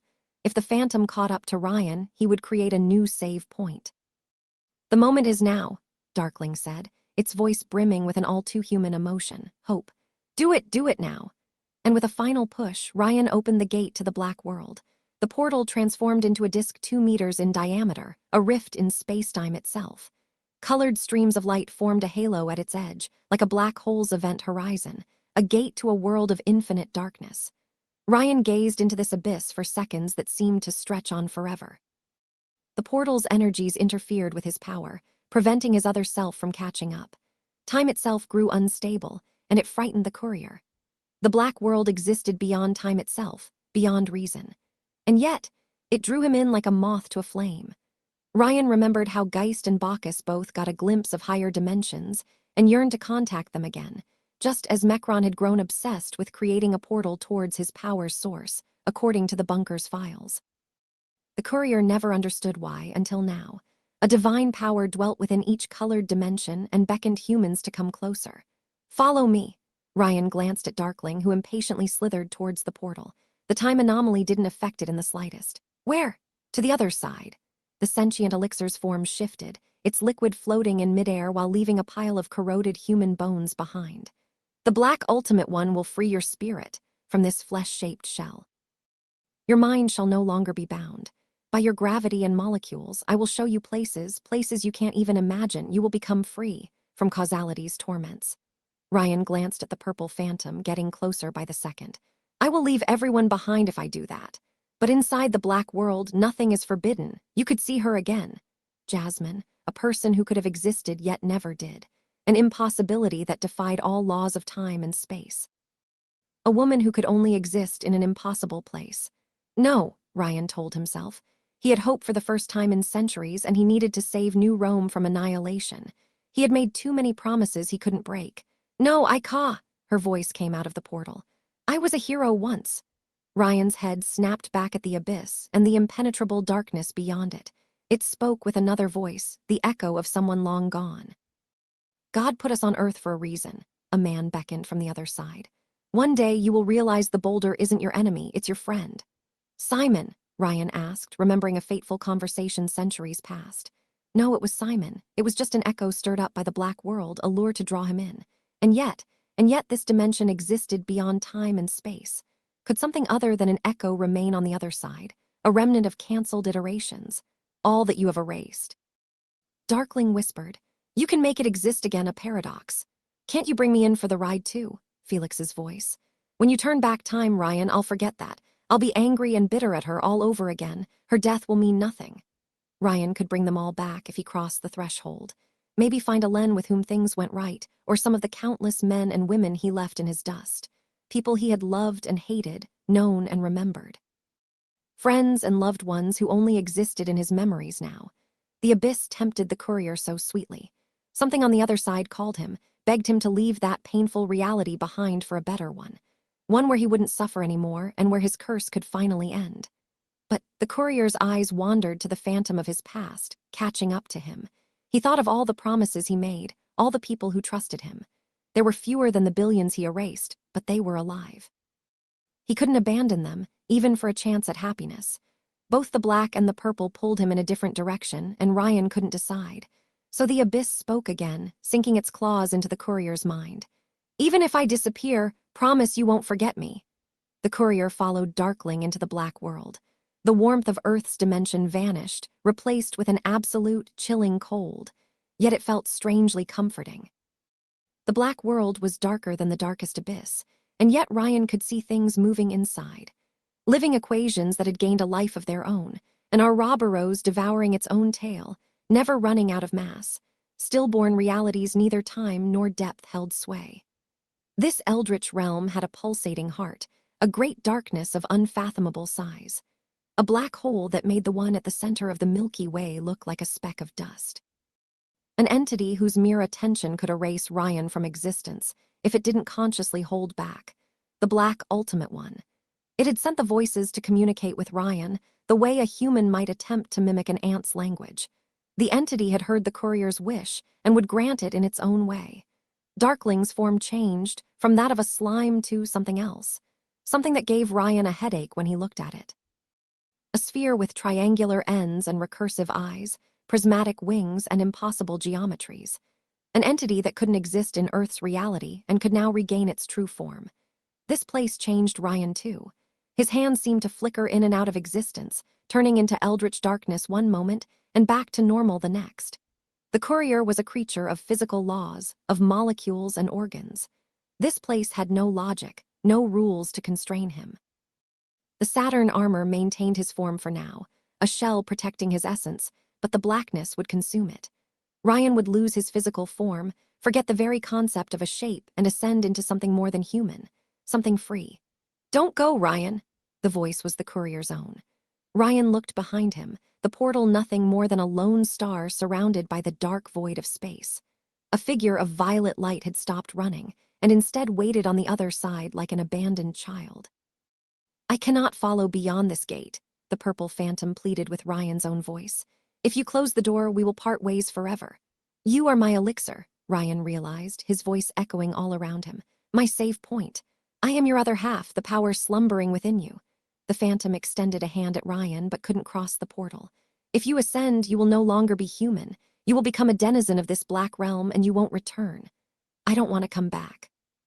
Ryan marked a short pause, a layer of ice growing on his armor from the cold. Darkling awaited at his side, silent as a tombstone. "I have come back too many times already." "I know," the phantom said, apologetic, "and I am sorry for it. When we bonded, I looked deep inside of you. I tried to understand what you wanted to fulfill your greatest wish. Then why did you give me this power? Why do you keep reviving me, even when I die of old age?" "Because I thought this power would make you happy, Ryan. That is what all elixirs want for their humans, to help. Even if sometimes we are not very good at it, you are so different from us. If you want me to be happy, then stop bringing me back again and again," Ryan snarled, unloading centuries of bitter despair. "Just let me rest." The phantom marked a pause, its voice brimming with genuine sadness. "I cannot, Ryan, I cannot stop you from returning. I cannot undo the wish you made when we bonded, nor change its parameters." "Then you know why I must go." Ryan's breath turned to ice, the darkness draining him of his warmth. The Black Ultimate One beckoned him to close the portal and leave Earth forever. It just hurts. Even now, I will leave people behind.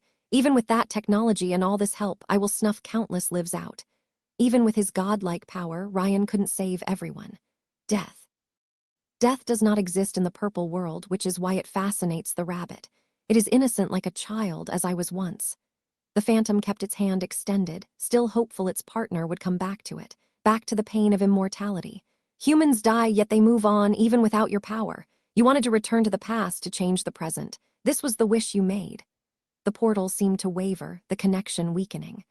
"But you can move on now," the specter argued. "You can stop looking to the past and towards the future, make new memories and happier moments. You can grow old, have children, find peace." Ryan sighed. "I feel old already." "But you won't grow old alone anymore," the elixir argued. "You have never been alone, Ryan. I have always been with you, though you could not hear me. Every time you stumbled, I helped lift you up. When you entered the purple world, it is I who begged the ultimate one to help you, because I care for you. Care. Others cared for him. Len had fought at his side countless times, even after all Ryan cost her. Livia placed her trust in him, just as he took a gamble on her. He had befriended Felix, Fortuna, Jamie, and so many others. Sarin and other madmen had placed their hopes in him, of all people. If Ryan left Earth behind, he condemned it. He would leave it to the plushie, to Bloodstream, and Augustus to ravage. He would abandon Len to suffer, Livia to remain with her father, Felix to face his doom, and New Rome to burn. But if he returned, "I will never see them again if I go back," Ryan said with a heavy heart.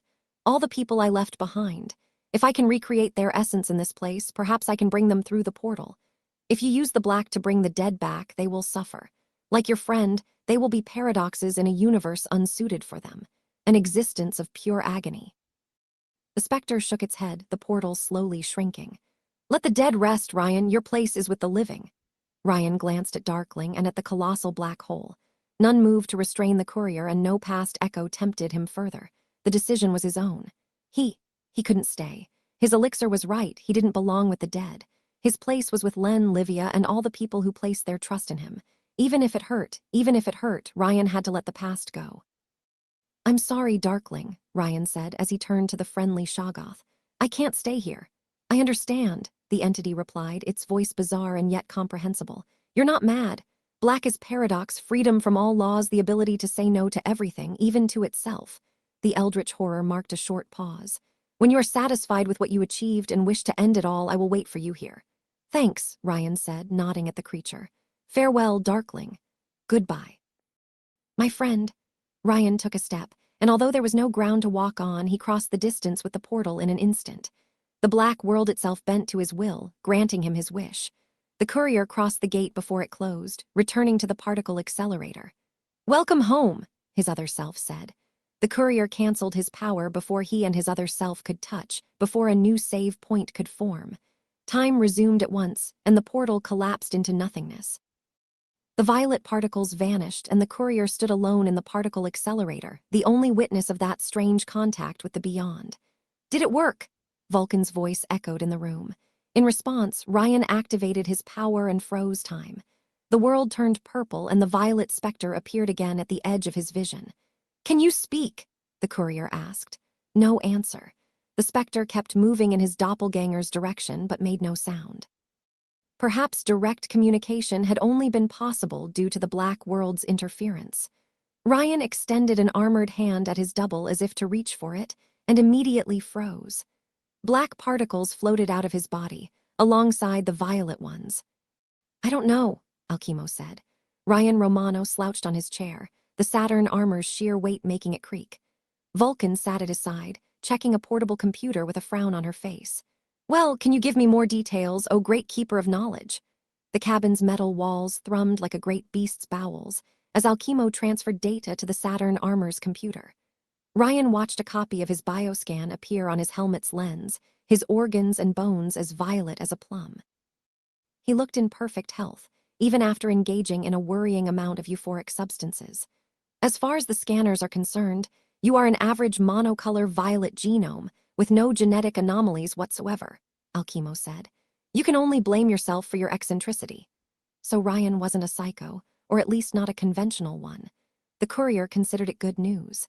"Then how do you explain the chic jet black particles surrounding my body in the frozen time?" "I know that I do not know," Alchemo replied with a sarcastic tone. "Don't bring Socrates into this.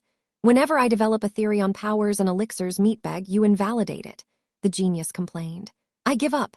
The armor's scanners record these black flux particles, but I don't know what to make of the readings," Vulcan admitted, a cute frown of frustration on her face. "They keep changing." "So these particles follow quantum superposition?" Ryan asked. "The results change depending on the observation method." "No, the data keeps changing after being recorded." Vulcan turned her laptop in Ryan's direction, allowing him to see the screen. Lines of codes and words shifted before his eyes, from binaries to trinaries, from numbers to letters and stranger symbols. "This substance actively refuses to be categorized and passively alters reality when I insist." Vulcan ground her teeth in annoyance. Either that, or you gained a second power that falsifies my data. A blue power then, Alchemo said, jumping to the easy conclusion. I'm not yet colorblind brain-dead, Ryan said. I can tell black from blue. None of this makes sense, the cyborg complained, having grown angrier by the minute since they left the bunker. Perhaps the stress was getting to him. Ryan knew from experience that the genius didn't have a great mental fortitude. A paradox dimension. An energy that actively violates common sense. How do you want me to find logic in a situation that lacks any? If the rest of our theory about elixirs is correct, then this means you developed a link to this black world.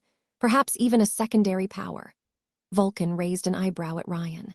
What are you waiting for? Try it out.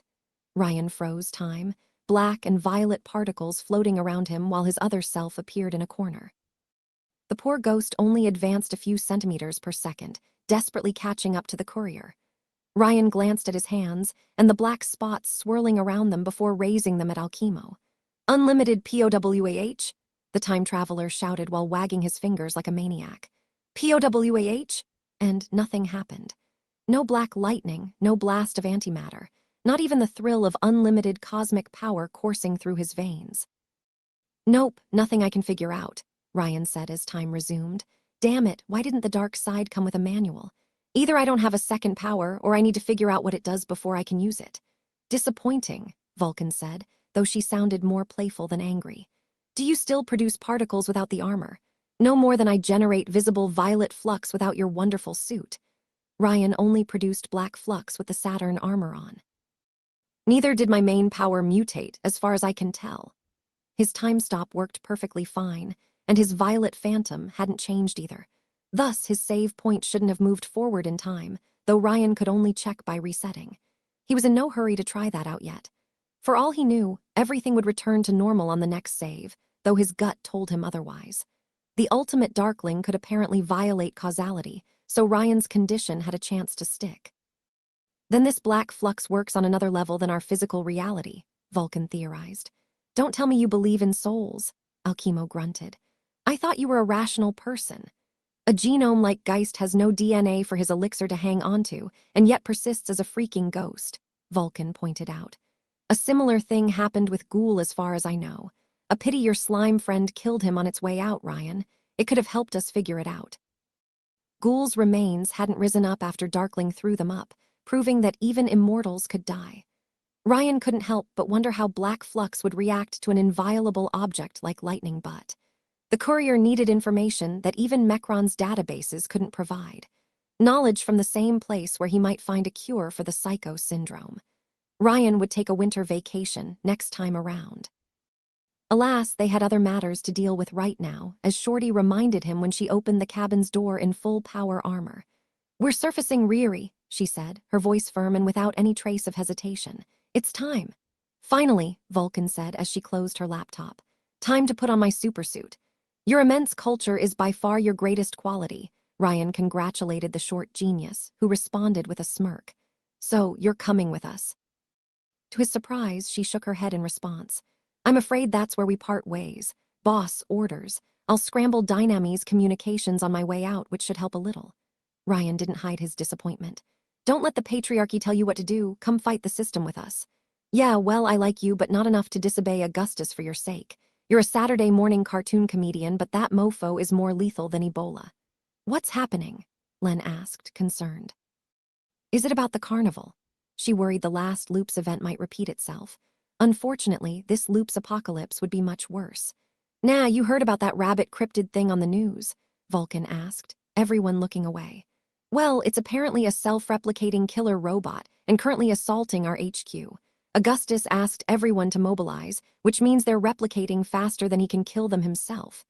The midget glanced at Ryan with a knowing look. You wouldn't have anything to do with that? Nah, he lied. I want to rule the world, not destroy it.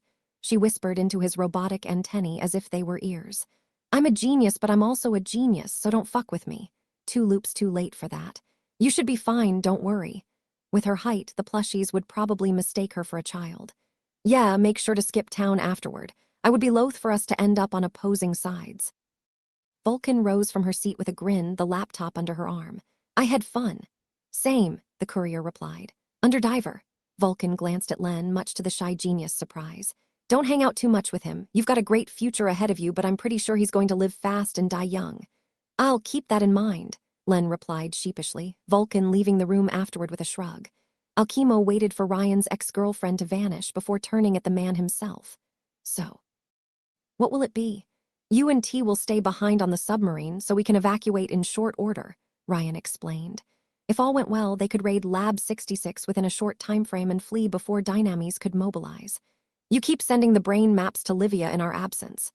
I already sent the ones you wanted, alongside a copy of Sarin's molecular structure, the genius said, having failed to find a better solution. Am I forgetting one? Yes, he did. Braindead, you're an asshole. Ryan's bluntness caused the cyborg to flinch. However, I've befriended assholes before and someone taught me to let go of the past, to move on. The courier struggled to find the right words, while Len watched on without any of her own. What you've done, what the other you did, it hurt. It hurt more than you can imagine. But as you said it yourself, you're no longer that person. The Alkimo that betrayed me is dead while you are alive. So, while it feels wrong, Ryan let out a long, long sigh. I will give you a second chance. Send your own brain map to Livia. The cyborg marked a short pause, his lack of facial expressions making his thought process unclear. Thank you, Ryan. You won't get a third chance, the courier warned. So don't waste it. I won't, the genius promised before excusing himself with a short nod. Is it wise to bring so many people with us, Riri? Len asked with concern once Braindead had left the cabin. No. But I would rather extend a hand and be disappointed than never do so and stay alone forevermore. Livia has a point. Fear and paranoia lead nowhere. Len looked at her best friend without uttering a word, her face hidden behind her helmet. What? Nothing, she lied, though Ryan didn't press the issue. Are you ready? Are you? Ryan asked the hard question. No, she admitted. No, I'm not, but I can't delay anymore. There is no other choice. Well, let me put on an accessory and I'm ready to go. Ryan searched the cabin for the last missing part of his outfit, a black cashmere poncho, which he immediately put on his armor. How do I look? Len giggled, which the courier thought to be the most wonderful sound in the world. You look cute. I would have preferred you to say fearsome, but cute is nice. Besides, with all the plushies running around, I'm sure leporophobia will become mainstream soon. Even Ryan had to look that word up.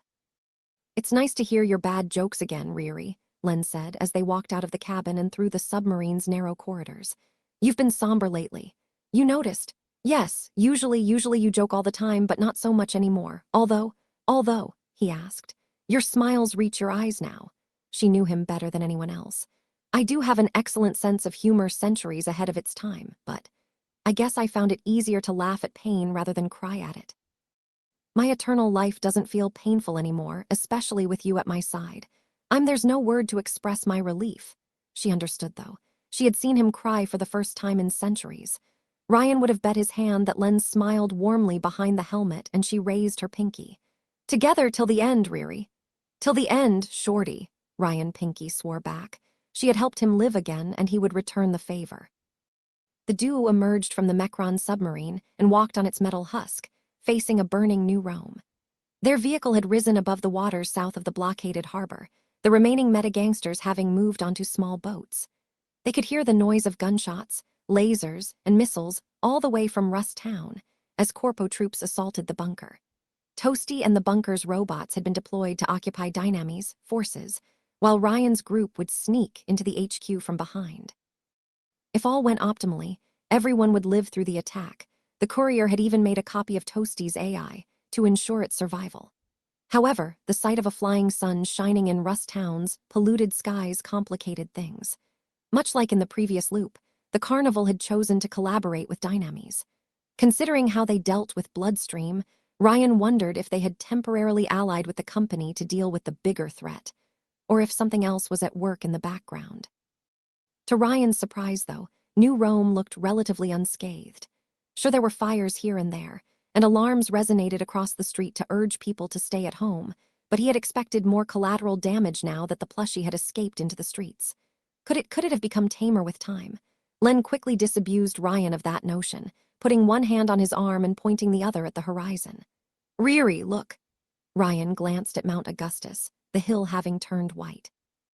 From afar, the Discount Olympus looked similar to an erupting volcano.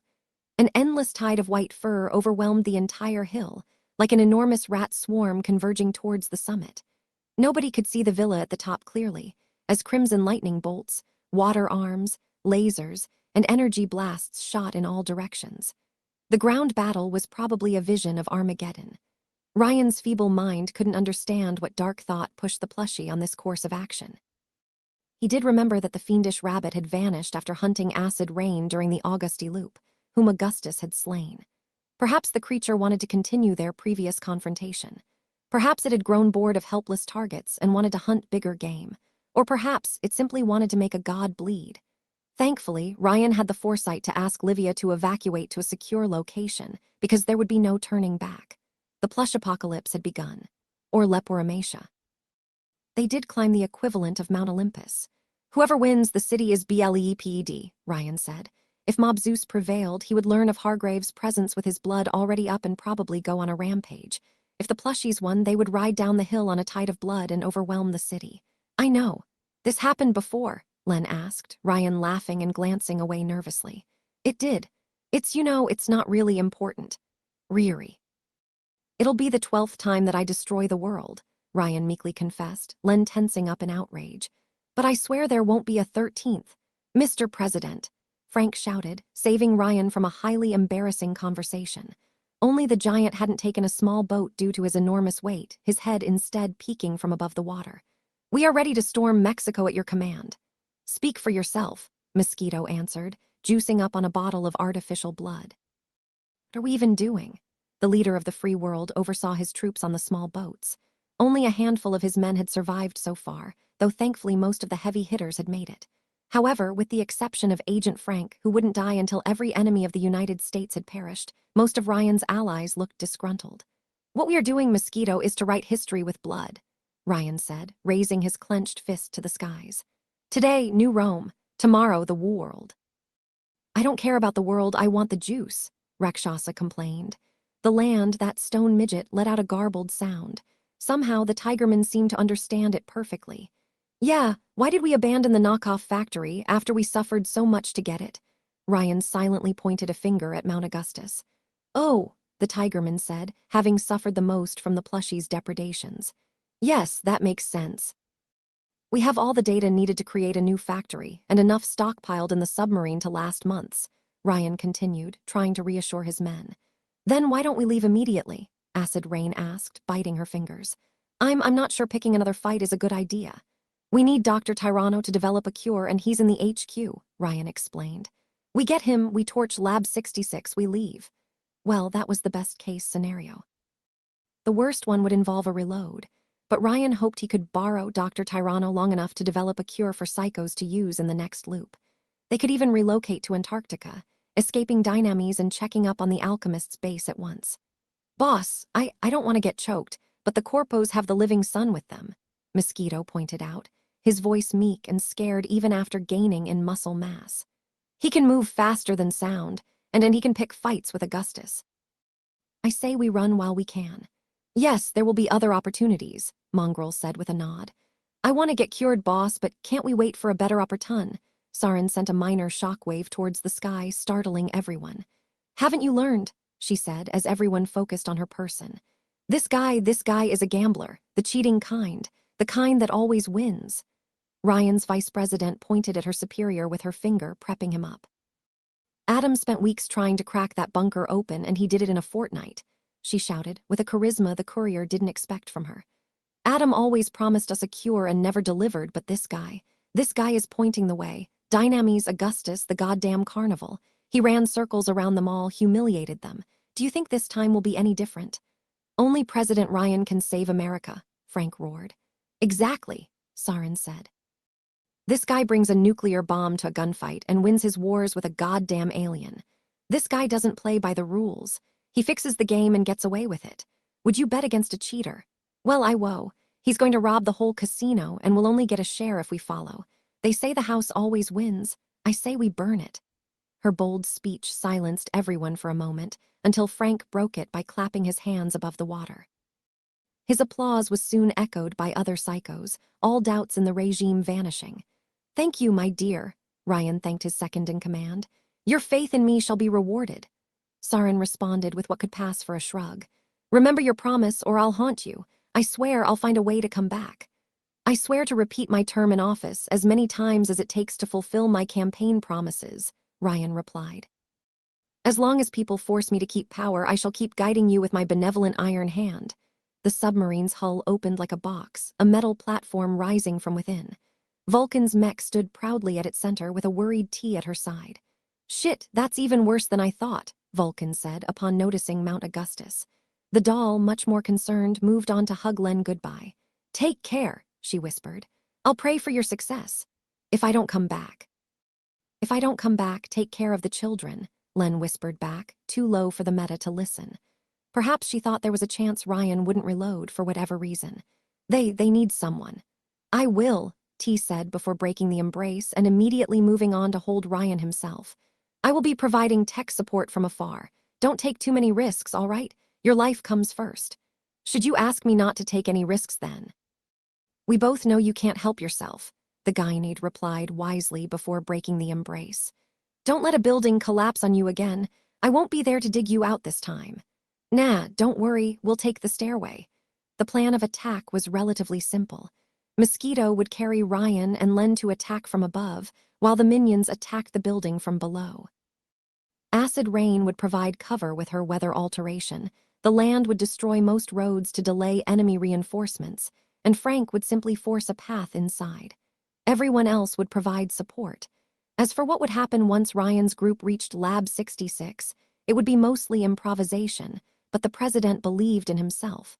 Please take care of my cat in my absence, the courier argued. He's a very precious creature.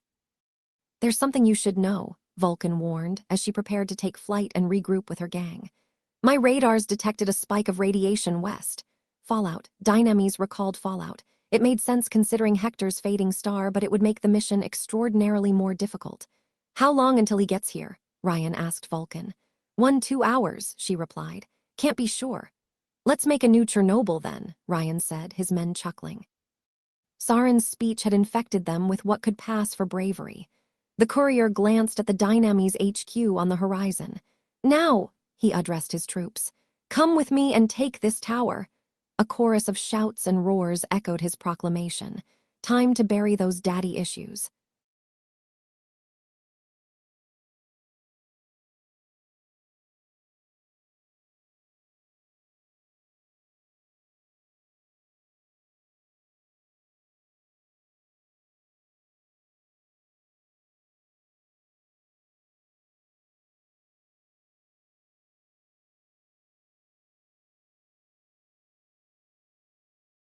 They crashed into Dynames HQ, like Fat Man into Nagasaki.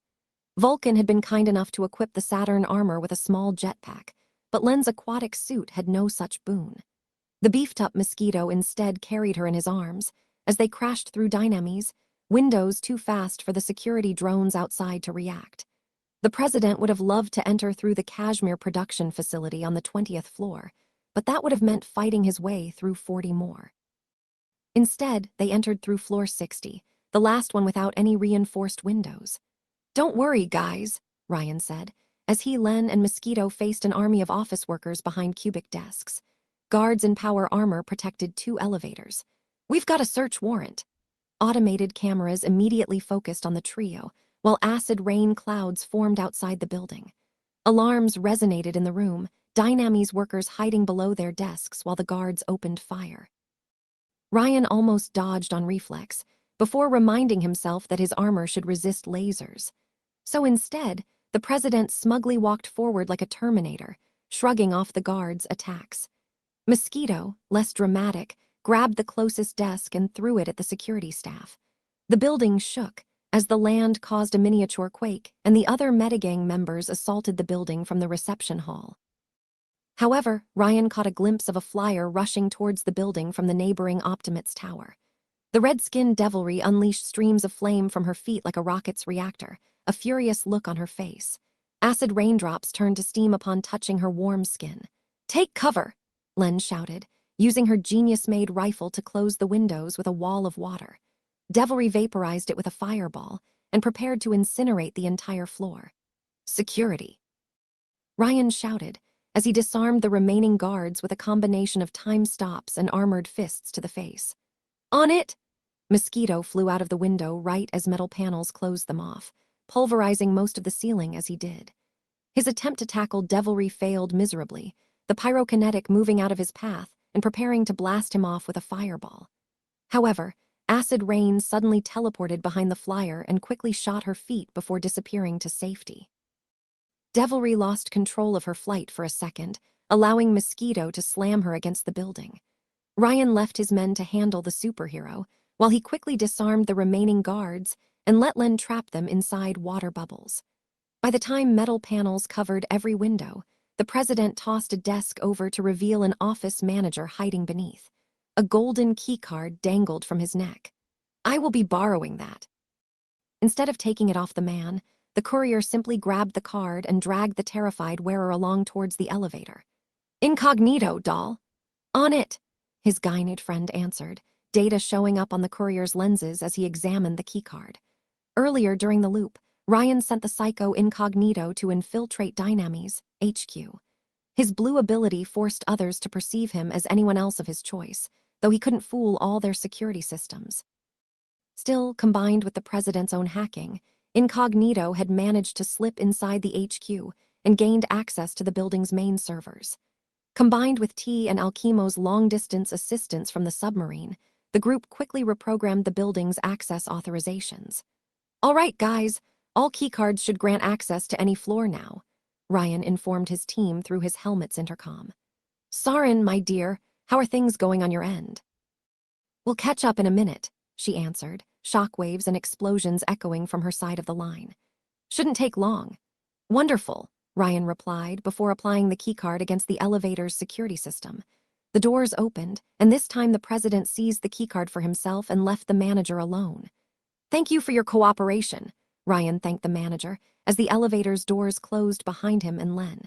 His genius friend clicked on floor 66, their lift moving up. You think they expected us? Len asked, readying her water rifle.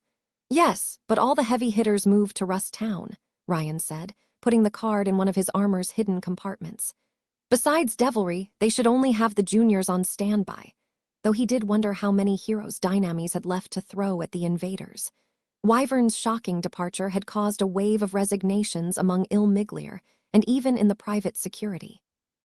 When the elevator's doors to Lab 66 opened, the president expected to face an entire battalion's worth of corporate stormtroopers, victims against whom he could test the full power of his armor, in preparation for whatever horrors awaited inside Dr. Tyranno's lair. Instead, Ryan found himself standing in a colossal beast's dread shadow. An ancient titan from the west and east, from the lost magical land of Zhongguo, a guardian protecting a reinforced blast door so heavy that even a giant couldn't lift it. The monster's head reached the metal ceiling, while his fur was as white as his victim's bones and as pitch black as his soul. So, the giant bear said, his voice echoing with the power of the world's ancestors. We meet at last, villain. The fools at Dynamis had summoned the panda. I love your new armor. And wardrobe too, to Ryan's delight. The ears are cute. Ryan and Len calmly stepped out of the elevator and into a hall of concrete separating the floor's entry points from a thick blast door. Cameras and 2 automated turrets dangled from the ceiling, watching the intruders. 3 fearsome guardians stood between the forces of the United States and their objective. The panda, Ryan's most powerful rogue, Wardrobe wearing a black and white Brioni tuxedo, and Reload wielding a laser blade and eager for payback. Ryan recognized Wardrobe's outfit, gasping in shock and delight. I thought James Bond was copyrighted worldwide. Me too, she said, but not in Canada. Those hockey-loving traitors. Well, now I know which country we're invading next week. Step aside, Len said with her weapon raised, not in the mood for jokes. You're fighting on the wrong side. The wrong side, Reload snarled angrily. You brought New Rome to its knees and threatened it with a nuclear bomb. And your boss mass-marketed a psycho in a bottle who is waiting right beyond that blast door, by the way, Ryan pointed out. While Reload didn't believe him, both Wardrobe and the panda clearly winced. It's the pot calling the kettle black. As if I would believe that. Reload snarled, weapon raised. I don't know what evidence you fabricated to mislead Wyvern, but no way I'm trusting a deranged psycho warlord. The panda is the only one who can stop you, the panda said grimly. even if he must ally with a lesser evil to do so. Wait, did he believe Ryan's words on TV? Did Dynamis believe him? Either that or they had to recruit anyone they could find. Still, the president didn't have the heart to correct the man-bear. I'm sorry, but they arrested my girlfriend when they realized she took money from you, and I have to play nice to get her out, Wardrobe said, raising a Walther PPK at Ryan's armored head. Nora is pissed you used her, by the way. That was mean of you. Oh, arg, Ryan didn't think of that. He had no intention of endangering the architect in his schemes. I shall buy her forgiveness with Australia. Wardrobe carefully considered the proposition. I think she would prefer France. Is France on the table? For Nora, everything is on the table, Ryan reassured her. Sweet, you can tell her that when I bring you in. Reload let out a shout of rage, blade raised, as he charged at the president without any regard for diplomatic protocol. Ryan lazily glanced at him with utter disdain, while Len pressed her water rifle's trigger. A second later, the hero floated inside a bubble of pressurized water, his laser blade on the ground. Wardrobe opened fire without skipping a beat, aiming for the Saturn armor's lenses.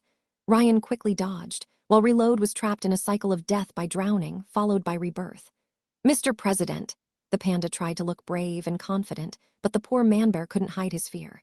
He raised his paws and adopted a kung fu stance. I'll fight you in justice's name. I am Saturn now. Ryan flexed his unlimited power by raising an authoritarian fist raised to the heavens. You expected to face a president, but instead you found a god. God or not, you won't get past me. The panda leaped at Ryan with all his might, while Wardrobe kept providing cover fire. You won't get past the panda. Ryan raised his hands, roaring as he prepared to meet his destiny. Pop, pop. Ryan froze in place as he faced two bubbles of pressurized water. Len had shot both heroes with her weapon. The time traveler had heard pandas were wonderful, elegant swimmers, but not this one. His short legs wagged in the water bubble, keeping him imprisoned, the bear unable to fight the intense pressure. Len had improved the design after Ryan informed her Sishak could still move inside them. Wardrobe wasn't doing any better, though she changed to a mermaid outfit to avoid passing out. Ryan sighed, glaring at his partner. Shorty? What? She asked, confused. Shorty, I love you, you know that, Ryan said, pointing a finger at the three trapped heroes in the room. But you can't bubble all your problems away. Riri, we are on a schedule, she replied, unapologetic. My father is beyond this door.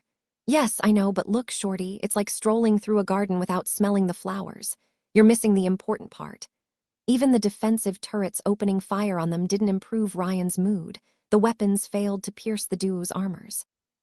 The president raised his arms at them to reveal Vulcan's hidden lasers, blasting the defenses to smithereens. Splash! Ryan turned around to see Wardrobe wearing a toga and a coral crown, a trident of light in her hand. The water that kept her contained swirled around her weapon like a liquid snake. Poseidon's costume.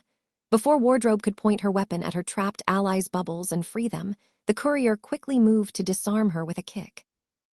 Her trident vanished into dust particles the second it left her hand, the water falling on the ground. Yuki switched costumes to that of a ninja in order to leap away from the courier and dodge another bubble from Len. Ryan raised a hand to prevent his sidekick from interfering. Open the door, Shorty, he said, eager for a duel. I shall take good care of her. You underestimate my power, Wardrobe replied, picking up Reload's laser blade and switching her costume for a fencer's one. Look, I swear we will free your girlfriend on our way out, Ryan said. I'm a villain with class. I don't endanger my nemesis family. Just don't hate me over that blunder. I don't, Wardrobe replied while doing some footwork. I believe you, and Enrique confirmed it. If they didn't have Nora, I would have walked out like Felix did. Wardrobe was only making a token effort at defending the place to keep up appearances. No wonder she didn't bring out the apocalypse suit or the Augustus costume. In that case, he would make it a performance.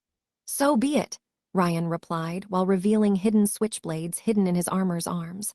Wardrobe's eyes widened at the sight, realizing she would get the duel of her dreams. I shall show you the true nature of the Oval Office. The two duelists appraised each other for a solid minute before charging at each other with roars. Len ignored them both as she started cutting open the blast door with a stream of pressurized water. A solid laser clashed against Mechron-made steel, neither able to penetrate the other. The duo danced to the tune of a song that only existed in their head, though Ryan hummed Duel of the Fates to himself. Wardrobe leaped and sidestepped and pierced forward. The president pushed, smashed, and forced her back. The blades drew lines in the concrete walls, sending sparkles everywhere as they clashed. No word could describe the deadly duel they engaged in. Wardrobe channeled all sword masters who had ever lived, moving with the grace of water. Ryan fought with experience accumulated over centuries, a perfect style honed through countless iterations. They were evenly matched, but Sarin had been right about one thing. Ryan cheated. The president stopped time, and when it resumed, he pointed Wardrobe's own blade at her throat. The defeated hero took a step back in surprise, hitting the wall behind her. "You are beaten, it is useless to resist me," Ryan declared, taking deep, powerful breaths. "Don't make me cut off your hand." Wardrobe looked at him defiantly, rebel scum to the end. "Do you expect me to die, Mr. President?" "No, Miss Bond." He retracted his blades, threw away his sword, grabbed Wardrobe by the waist, and pulled her closer. "I expect you to marry me." Wardrobe covered her mouth with her hands in shock at his proposal, while Len abruptly stopped her work to look over her shoulder. The president ignored his childhood friend and focused on his archenemy. "Marry me, Wardrobe," Ryan said, losing himself in Yuki's beautiful eyes.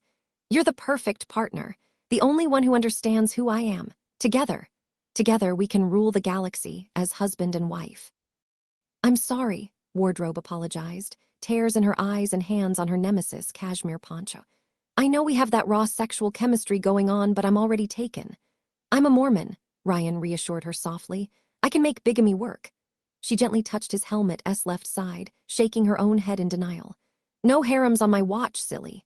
Ryan's heart broke in his chest, as his mad hopes of a hero-supervillain romance were utterly dashed. She was too loyal, too pure, to embrace the dark side. "But we can totally stay good arch-nemeses, even if I will probably get fired soon." Wardrobe reassured him with a low voice so the cameras wouldn't hear, before shouting, "I will never join you. Never." "So be it, hero." Ryan deftly hit her in the chest and neck to activate her pressure points. Wardrobe collapsed in his arms like a sponge, the supervillain carefully laying her against the nearest wall. By now, Len had managed to carve a circle in the blast door, though the enormous gate of metal refused to fall. What was I looking at?" she asked her best friend. Ryan sobbed. "A tragedy. Damn it, why was she already taken? There was no justice in this world." Instead of answering, Shorty shook her head. Ryan had the feeling she was sulking for some reason. "Help me kick down the door." Ryan did so, but neither armored warriors were strong enough to open the hole through the thick metal. The president hesitated to use his chest blaster to get around the problem, only to hear the elevators open behind him. He half expected a battalion of Dynamy's men to try to ambush them. Instead, Sarin and Mongrel moved into the hall. Hazmat Girl barely took a glance at the room before figuring out the situation, raising her hands at the metal door. "Move out!" Ryan and Len hastily obeyed, right before Sarin blasted a hole into the next room.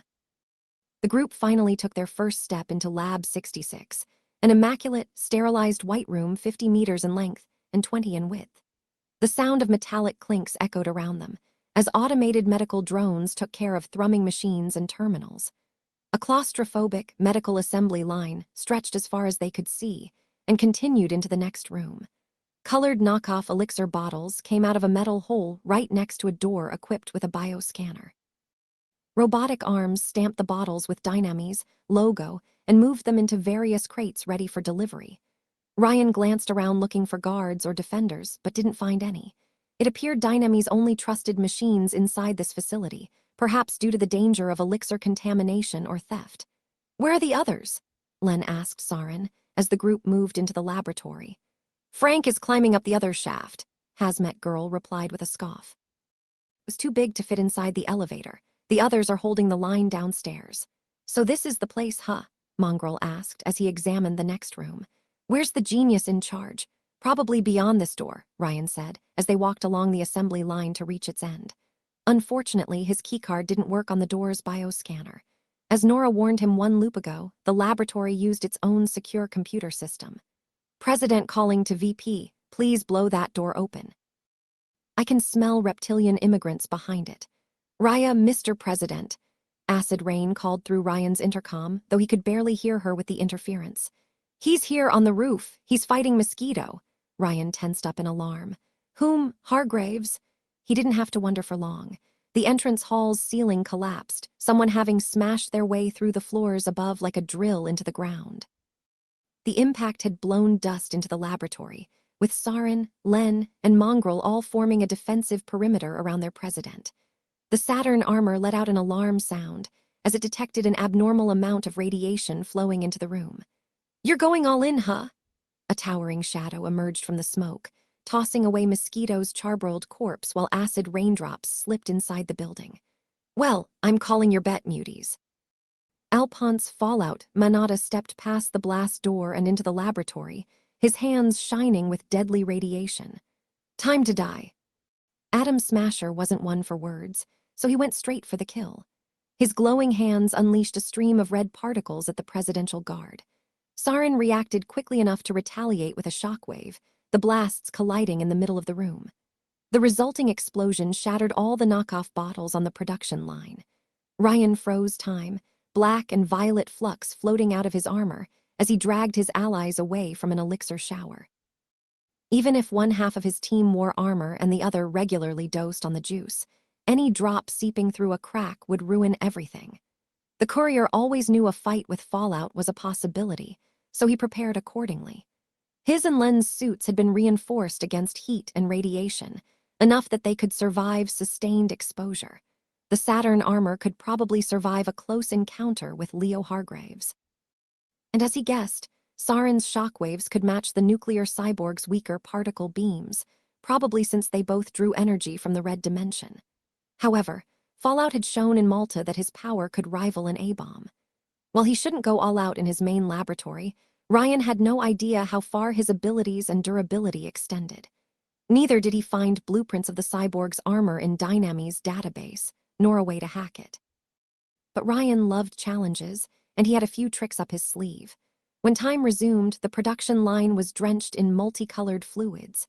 The robotic arms preparing the bottles had short-circuited, though the power armors in the room kept working. "We should have killed you both years ago." Alphonse Manada aimed his right arm's energy minigun at Len and Ryan. "Completed the family set. I had the gut feeling you would prove troublesome." "You already killed us once," Shorty replied, raising her water rifle. This is payback." Len and Sarin attacked Fallout before he could open fire, the former with a stream of pressurized water, the other with a shockwave. Alphonse raised his left hand and expanded a shield of crimson particles outward from it, protecting himself. He then opened fire with his minigun, unleashing a volley of plasma shots. What the weapon lacked in accuracy, it more than made up in firepower. The projectiles tore through walls and machines like butter, forcing everyone to dodge. Mongrel and Shorty managed to duck out of the way, but Ryan had to freeze time to spare Sarin 5 holes in her suit. "You know, if I keep saving you, people will start talking," Ryan told his damsel in distress once time resumed. "Don't focus on me, take down that jackass," his VP snarled back. "I don't need help." Mongrel used an aerokinetic blast to propel himself towards the ceiling, and then threw a fireball past Fallout's particle shield from his vantage point. The flames heated up the metal armor, but failed to inflict any damage while Alphonse slowly stepped forward. The reinforced walls were starting to look like cheese. "Minions, keep him busy," Ryan ordered his troops, while he dashed forward. Shockwaves, flames, and pressurized water forced Fallout to raise his shield, leaving his back exposed. The courier stopped time, and a purple phantom raced after him. Ryan crossed dozens of meters in a dash, dodging plasma bolts frozen in midair as he tried to figure out a plan. One of his devices could probably take down the nuclear disaster, but the cyborg's power armor might have a countermeasure. The group needed to soften Fallout up first. 10 seconds, the courier bent a corner around the room, the ghost of the future past gaining ground on him, but it was nowhere close to catching up. 15 seconds. Ryan positioned himself behind Fallout, his feet anchored in the ground. 20 seconds. The ghost almost reached Ryan before the courier unpaused time. He activated his armor's chest blaster, unleashing a searing white burst of energy from it. As Vulcan warned, the recoil almost threw Ryan on his back. The intense heat created a bubble of compressed air around the cannon that pushed him backward, but the armor's servos held. His cashmere poncho, however, turned to dust, another victim of this bloody, senseless war. The blast hit Alphonse Manada in the back and propelled him forward like a cannonball, the impact tearing the minigun from his arm. Ryan's teammates dodged out of the way as he crashed into the reinforced door. Already weakened by the minigun fire, most of the wall collapsed and Fallout continued his flight into the next room. Ryan let out a cough, his chest burning. It came from the heart, as they said. "Nice shot," Sarin mused. "Is that what a drone strike looks like?" "Sometimes a leader must get his hands dirty," Ryan replied. "He's not dead yet," Len warned as she stepped into the next room, right before letting out a horrified wail. The rest of the group quickly followed and froze. The next room contained an entire factory so large the ceiling probably took space from the floor above. A maze of machinery and tangled pipes formed the next part of the assembly lines, bordered by a catwalk wide enough to let a battalion walk in formation. Ryan guessed that this allowed groups of soldiers to take positions in case of an emergency. Strange devices covered in bulbs and flashing lights thrummed as they vomited knockoff elixirs. The usual mad scientist lair, in short. The sight that awaited them made even Ryan, who had grown jaded to everything, pause for a moment. A dozen naked humans floated in glass containers above the production line, like light bulbs atop metal altars. Tubes injected thick red blood into their back intravenously, and others pumped out elixir-colored liquids into the machinery. Ryan's eyes stopped at the closest prisoner to the entrance, a muscled woman with black hair and white dragon scales growing on her neck. Wyvern. Ryan also noticed a carbon copy of Devilry, and a feathered man which he identified as Windsweep, the Tempest knockoff's template. Others the courier didn't recognize, but one pod contained a half-formed embryo of a panda-human hybrid. Clones. They were modified clones of the knockoff's templates, transformed into living organ processors. Bloodstreams fluids passed into them, absorbing their genetic material before being processed into knockoffs. "Shit," Sarin said, unable to take her eyes off the clones. Mongrel had a similar reaction. "I've been drinking people." Len's hands trembled on her water rifle, her gaze following the blood. The pipes funneling it into the clones traveled through the walls and towards another room behind a reinforced door. The scaly Dr. Tirana worked behind a large control panel near the cloning pods, his reptilian claws typing on a special keyboard adapted to his saurian biology. He briefly looked up his screen at the people invading his laboratory, but his reptilian expression was one of supreme disinterest. "I'm busy," Dr. Tirano said while returning to his computer. He even ignored Fallout, who had landed on the catwalk and quickly risen to his feet. "Take it outside and come back later. I'm on the verge of a breakthrough." "You cloned the panda." Ryan raised an accusing finger at the scientist. "You maniac. Blame the kids' division." He replied while continuing to type. "They're obsessed with furry mammals. You twisted." Len snarled at Alphonse Manata. Crimson particles flowed out of the cyborg's back, right where Ryan hit him before. All of that pain for a fistful of euros. It's all for the dream." Alphonse shrugged off fireballs thrown by Mongrel, his metal shoulders opening to reveal rocket launchers. "All for the dream." Fallout fired a dozen rockets, clearly no longer caring about collateral damage. Ryan attempted to stop time, but immediately canceled the effect when his past self appeared in very close proximity. The armor extended his time stop, but also his cooldown period. The president activated the suit's laser weapons while shielding Len with his body, Sarin assisting him in blowing up the projectiles before they could reach them. While they avoided a direct hit, stray shrapnel ripped holes in Sarin's suit and Mongrel's chest. Explosions shook the lab as Alphonse's projectiles hit the ceiling, the assembly line, and the cloning pods. One rocket incinerated the panda's misshapen duplicate, while another damaged the pipes and caused blood to drip onto the catwalk. Though Len's armor was undamaged, she looked at the red fluid with fear and disgust. "Stop, Mr. Vice President," Tirano shouted at Alphonse, diving beneath his control panel to avoid a rocket. "You'll destroy the laboratory." "I'll stop when they're dead." Atom Smasher snarled back and kept firing. The entire floor trembled as rockets hit the ceiling and blew holes in the catwalk. The wounded mongrel had to dive to the side to avoid another projectile, while Ryan took another to the chest. Thankfully, the Saturn armor shrugged it off. This made Ryan worry. The architect designed Lab 66 to make sure the laboratory would survive even the building's collapse, but she didn't mention anything about internal structural damage. When Fallout thankfully ran out of projectiles, he raised his shining hands in Len's direction to blast her. Having reached his cooldown period's end, Ryan froze time and quickly punched Fallout in the glass dome protecting his head. Empowered by his armor's enhanced strength, the blow cracked the reinforced glass, making the Dynamy's cyborg stumble back. His particle beams instead hit the ceiling, melting the steel. "This glass dome isn't protecting me from you." Red particles so similar to Ryan's own flew out of the crack in Fallout's helmet. The crimson, shining skull behind it seemed to scowl and breath nuclear fire. The air around him shimmered with heat. "I am the hand that splits the atom, the light that slays life." His fists burnt with a crimson glow, a promise of death and cancer. "All that I touch withers and dies." "Didn't anyone tell you?" Ryan raised his fists, revealing the blades hidden in his forearms. "I'm immortal." Alphonse attempted to grab the courier's head with his glowing hand, and he was surprisingly faster than he looked. Ryan deftly dodged and responded with a punch of his own, but to his surprise, Fallout managed to deflect the blow and counter with another. "You know Krav Maga?" Ryan asked in disbelief, but the armored cyborg responded with a particle beam to the face. The courier lowered himself to dodge the attack. "Minion! On it!"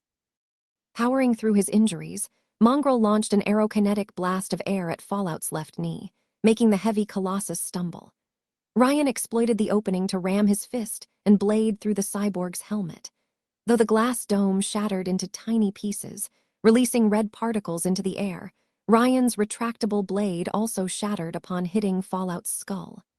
Perhaps the courier's previous clash with Wardrobe had weakened it. Fallout exploited Ryan's brief surprise to viciously headbutt him, his skull unleashing an energy pulse on impact. The courier's vision flashed red for a moment as the shock sent him flying backward, but the Saturn armor resisted. Ryan gathered his thoughts as he lay on the floor, his vision blurring due to what felt like a concussion. Alphonse Manata loomed over him while what remained of his glass helmet melted. A crimson nuclear fire erupted from inside the cyborg's suit, making Fallout's skull look like the Terminator emerging from the flames. His hand reached for Ryan's head, but a stream of pressurized water hit him from the side. The liquid heated up into steam at his contact, but offered the courier a brief respite. "Riri, back off!" Len had moved behind Tyranno's control panel, while Mongrel flanked Fallout with air blasts. Sarin herself still struggled to cover the holes in her suit. Her gas leaked out, rusting the machinery and even the floor. Ignoring the minions' attempts to distract him, Fallout raised his armored foot above Ryan's head and attempted to smash it beneath his heel. Of course, Ryan had patented this authoritative move and took outrage. The courier froze time, violently kicked Alphonse in the chest to make him stumble, and rolled away to safety. Unfortunately, even the time stop didn't shield the courier from Fallout's radioactive presence, as the constant warning messages on his armor's lenses attested. Just approaching that Chernobyl might kill a normal human in seconds and a genome in minutes. They needed to take him down now. However, the courier noticed something interesting as he rose back to his feet. The black flux he produced devoured Fallout's crimson variant, like black holes eating light.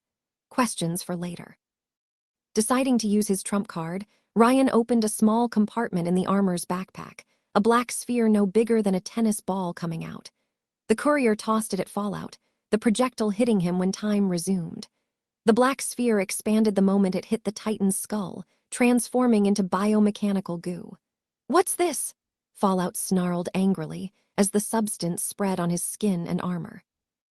Though Ryan worried otherwise, the cyborg's mechanical suit had no contingency to resist the hostile takeover. The goo repurposed its steel to make more of itself, restraining the red genome. "Nanomachines, son," Ryan gloated. Mecron had used them to extract material in radioactive, high-temperature areas, but the courier repurposed them as a capture device. After all, as a president, he had to fight against nuclear proliferation. Within seconds, Fallout found himself encased in a black goo coffin, unable to move, unable to fire a beam. Dr. Tyranno dared to peek over his computer while Ryan's group relaxed a little. Perhaps the device would prove just as effective against Augustus. Then the Saturn armor sent an alarm message as it noticed an abnormal heat increase. "Override safeties," Fallout snarled, his body producing more and more light. Though the goo attempted to fully cover him, light rays came out of small cracks, the air growing oppressive. "Override." Ryan's suit sent alarm messages as the heat around Fallout increased. No, no, he panicked, the nanomachines corroded by the sheer amount of red flux coming from the trapped genome. You will blow up the place if you continue, but you will be dead, Fallout answered angrily. Cool him off, Ryan ordered his troops. Cool him off. Len bathed Fallout with water, and Mongrel with pressurized air, but neither helped much. The lab's fire sprinklers activated, but the liquid turned to steam before it even reached the cyborg. Half a dozen cracks rapidly formed in the nanomachine coffin, particle beams leaking out. One hit Ryan in the chest with such intensity he could feel the heat through the armor, and another. Another split Mongrel clean in half at what seemed like light speed. Realizing the danger, Ryan froze time. He quickly dashed towards the agonizing Saren, grabbed her by the parts of her suit without holes, and dived behind the assembly line for cover. The nanomachines gave out when time resumed, melting into a charbroiled shell. More stray particle beams came out of Fallout's body, shattering the prison from within, cutting lines in the ceiling and the catwalk. Metal plates fell from above, the whole place collapsing. Sir, calm down, Ryan heard Dr. Tyranno shouting from his hiding spot. You'll kill us all. Perhaps the risk of harming his lead scientist calmed Fallout, for he stopped sending particle beams in all directions. Ryan peeked at the maddened genome from his hiding spot. Alphonse Manata had shed the nanomachines, his armor, and his humanity. He had turned into a blackened skeleton surrounded by incandescent flames and red flux particles. He had become a raging nuclear hazard, the ground melting beneath his feet. Come out, quick save. Fallout's voice now boomed like the heart of a burning star as he looked for the president. Come out and fight. He was like Hargraves, and just as durable. The realization sent a shiver down Ryan's spine as he realized he had drastically underestimated Dynamis, ace in the hole. Fallout could have vaporized the group alongside the entire building if he didn't risk destroying his own HQ. The courier should have asked Mecron's AIs to develop a superweapon to take that living A-bomb down. Anything else that can kill him, Saren whispered at Ryan's side, leaking out so much that her suit had flattened at the fingers. The courier had to stay a few meters away to prevent her from corroding his armor. None that won't risk killing everyone here, Ryan admitted, only to hear footsteps echo from the previous room. Unless, Mr. President, who needed a secret weapon when they had a secret agent. Frank had managed to climb up the elevator shaft and walked into the laboratory, his body absorbing machinery pieces on contact. The giant glanced at Alphonse Manata's otherworldly redness and immediately put the two and two together. A Soviet Mexican. Frank let out a roar of pure patriotism. I knew it was all connected. He had uncovered the true conspiracy behind everything. Alphonse blasted Frank with streams of red particles, melting the metallic giant's outer layers. The nuclear genome didn't even need to use his hands anymore. His chest, his mouth, his entire body emitted energy in any direction he wished. Yet as a true American badass, Frank powered through the radiation and tackled Alphonse like a football player. Both colossi crashed into the wreckage of the Wyvern clone's pod, trading blows powerful enough to shake the room. For a moment, Ryan hoped that his bodyguard might turn the tide. But for all his might, Frank's metal hands softened whenever they hit Fallout. The heat was too intense, and the red genome's unique biology granted him heightened resilience. Much like Mr. Sunshine, Alphonse Manata had become something more than human, a living nuclear core, and the factory's ceiling kept raining metal panels. Stand still, Ryan told Saren, as he gestured at Len from across the room to stay hidden. We've got to run before the ceiling collapse on O. Don't waste time with us, Hazmat Girl replied with a grunt. Frank let out a pained growl as Fallout grabbed his metal head and started to melt it. You go, you and your girlfriend. What? The cure, Saren shouted from behind the assembly line and blasted Fallout off Frank with a shockwave. The radioactive genome bled light and the sustained blast made him stumble, but it didn't throw him off balance. You need the data inside this place. Then take it while we keep him busy. That's suicide, Ryan protested, assisting her by firing his chest laser at Fallout. The red genome formed a shield of crimson particles around himself while Frank regained his footing. You'll get buried alive if he doesn't kill you first. Now that mongrel is dead. Hazmat Girl briefly glanced at her ally's corpse and the possibilities his elixir represented. Now that he's gone, none of this matters anymore. If that cancer kills you. If he kills you, all of this was for nothing. She had accepted this loop was a lost cause. Your life matters, Ryan protested, but almost stumbled as the ground trembled. The constant explosions had fragilized the factory's foundations. "Sarin, don't. That's not my name, jackass," she snarled. "Why won't you leave?" "Because I'm not Adam." Though the Meta were assholes, though he made use of them for his own objectives, Ryan couldn't let them sacrifice themselves for him. "I promised I would help, and I still can.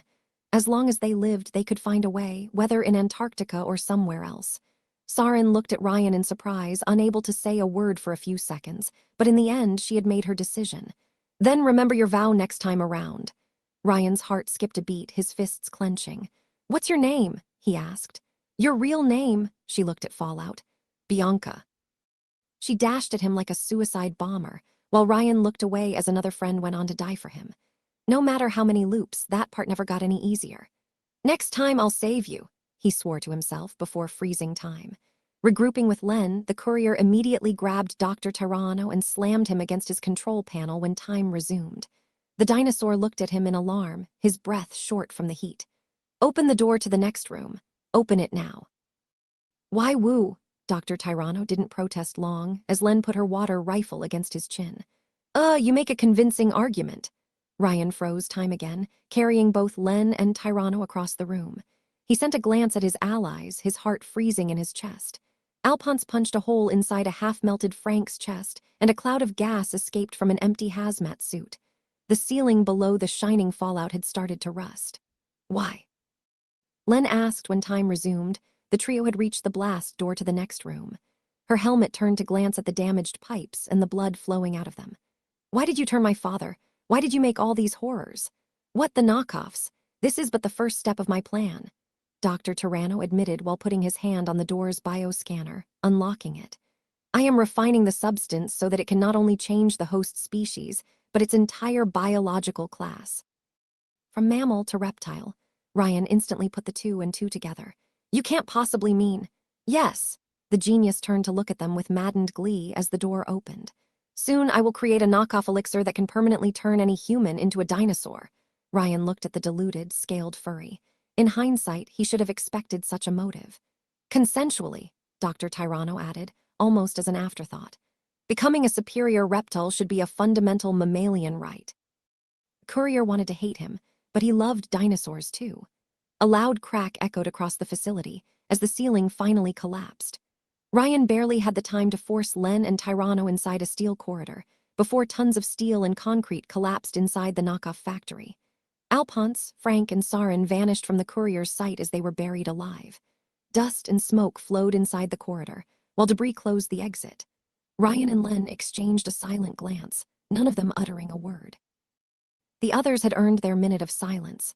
Ryan, Len, and Scaly reached the heart of the facility after a short walk, a large, dimly lit atrium of thick steel and concrete. An enormous mechanical aquarium stood at its center, linked to complex medical devices, pipes, tubes, and a computer system. As for the fish swimming inside, it was a true Shoggoth, an eldritch blob more deformed than Darkling had ever been. A dark red, protoplasmic slime as large as a house, a shapeless, twisted amoeba with temporary eyes forming on its putrid surface. If that thing had once been human, one couldn't tell so at first glance. And yet, in spite of everything, Ryan recognized him. It was him in all his bloody, mutated glory. His long-dead nightmare had risen from the ashes. Len dropped her water rifle at the floor, rushing to touch the glass with her hand. The blob's eyes looked at his daughter, both reunited at last. In the end, blood called to blood. 2016, Italy. "Our target," Leonard Hargraves faced his team in his human form, "is Freddie Sabino alias Bloodstream." Pictures of the man that the psycho used to be appeared on the screen, right next to the bloody abomination he had turned into. Short black hair, a tired face aged by stress, brown eyes, an unremarkable man for a terrible destiny. Born 1980 in Otranto, Italy, to a fisherman and a housewife, Freddie Sabino married young, dropped out of college when his girlfriend expected a child, and then joined the Otranto Polizia Municipale, the only job he ever had. His wife abandoned him for another man before last Easter, leaving him to raise two young children alone. A daughter, Len, perhaps a shorthand for Lenora, and a son, Cesare. In short, there was nothing special about the man. If the apocalypse hadn't happened, Freddie Sabino might have lived a normal life. put money on the side, watched his kids go to college, perhaps marry again. Though the alchemist sent wonderboxes to families or isolated individuals, a few elixirs ended up in the hands of law enforcement on last Easter's Eve, usually because they were mistaken for drug batches or letter bombs. When the apocalypse began and genomes rampaged in Otranto, Freddie Sabino stole 2 elixirs from his police station and fled the city. They would never know to whom these elixirs had been sent before the police confiscated them. Perhaps if they had reached their intended owners, a great many tragedies could have been averted. We know Sabino was active as a psycho as early as 2009. Leo showed his team a phone picture of a bloody monster boarding a rusted car, alongside 2 children no older than 12. Reports indicated he has traveled with his children since the late 2000s, though his son was only confirmed as alive in 2012. Someone among the audience raised a gloved hand.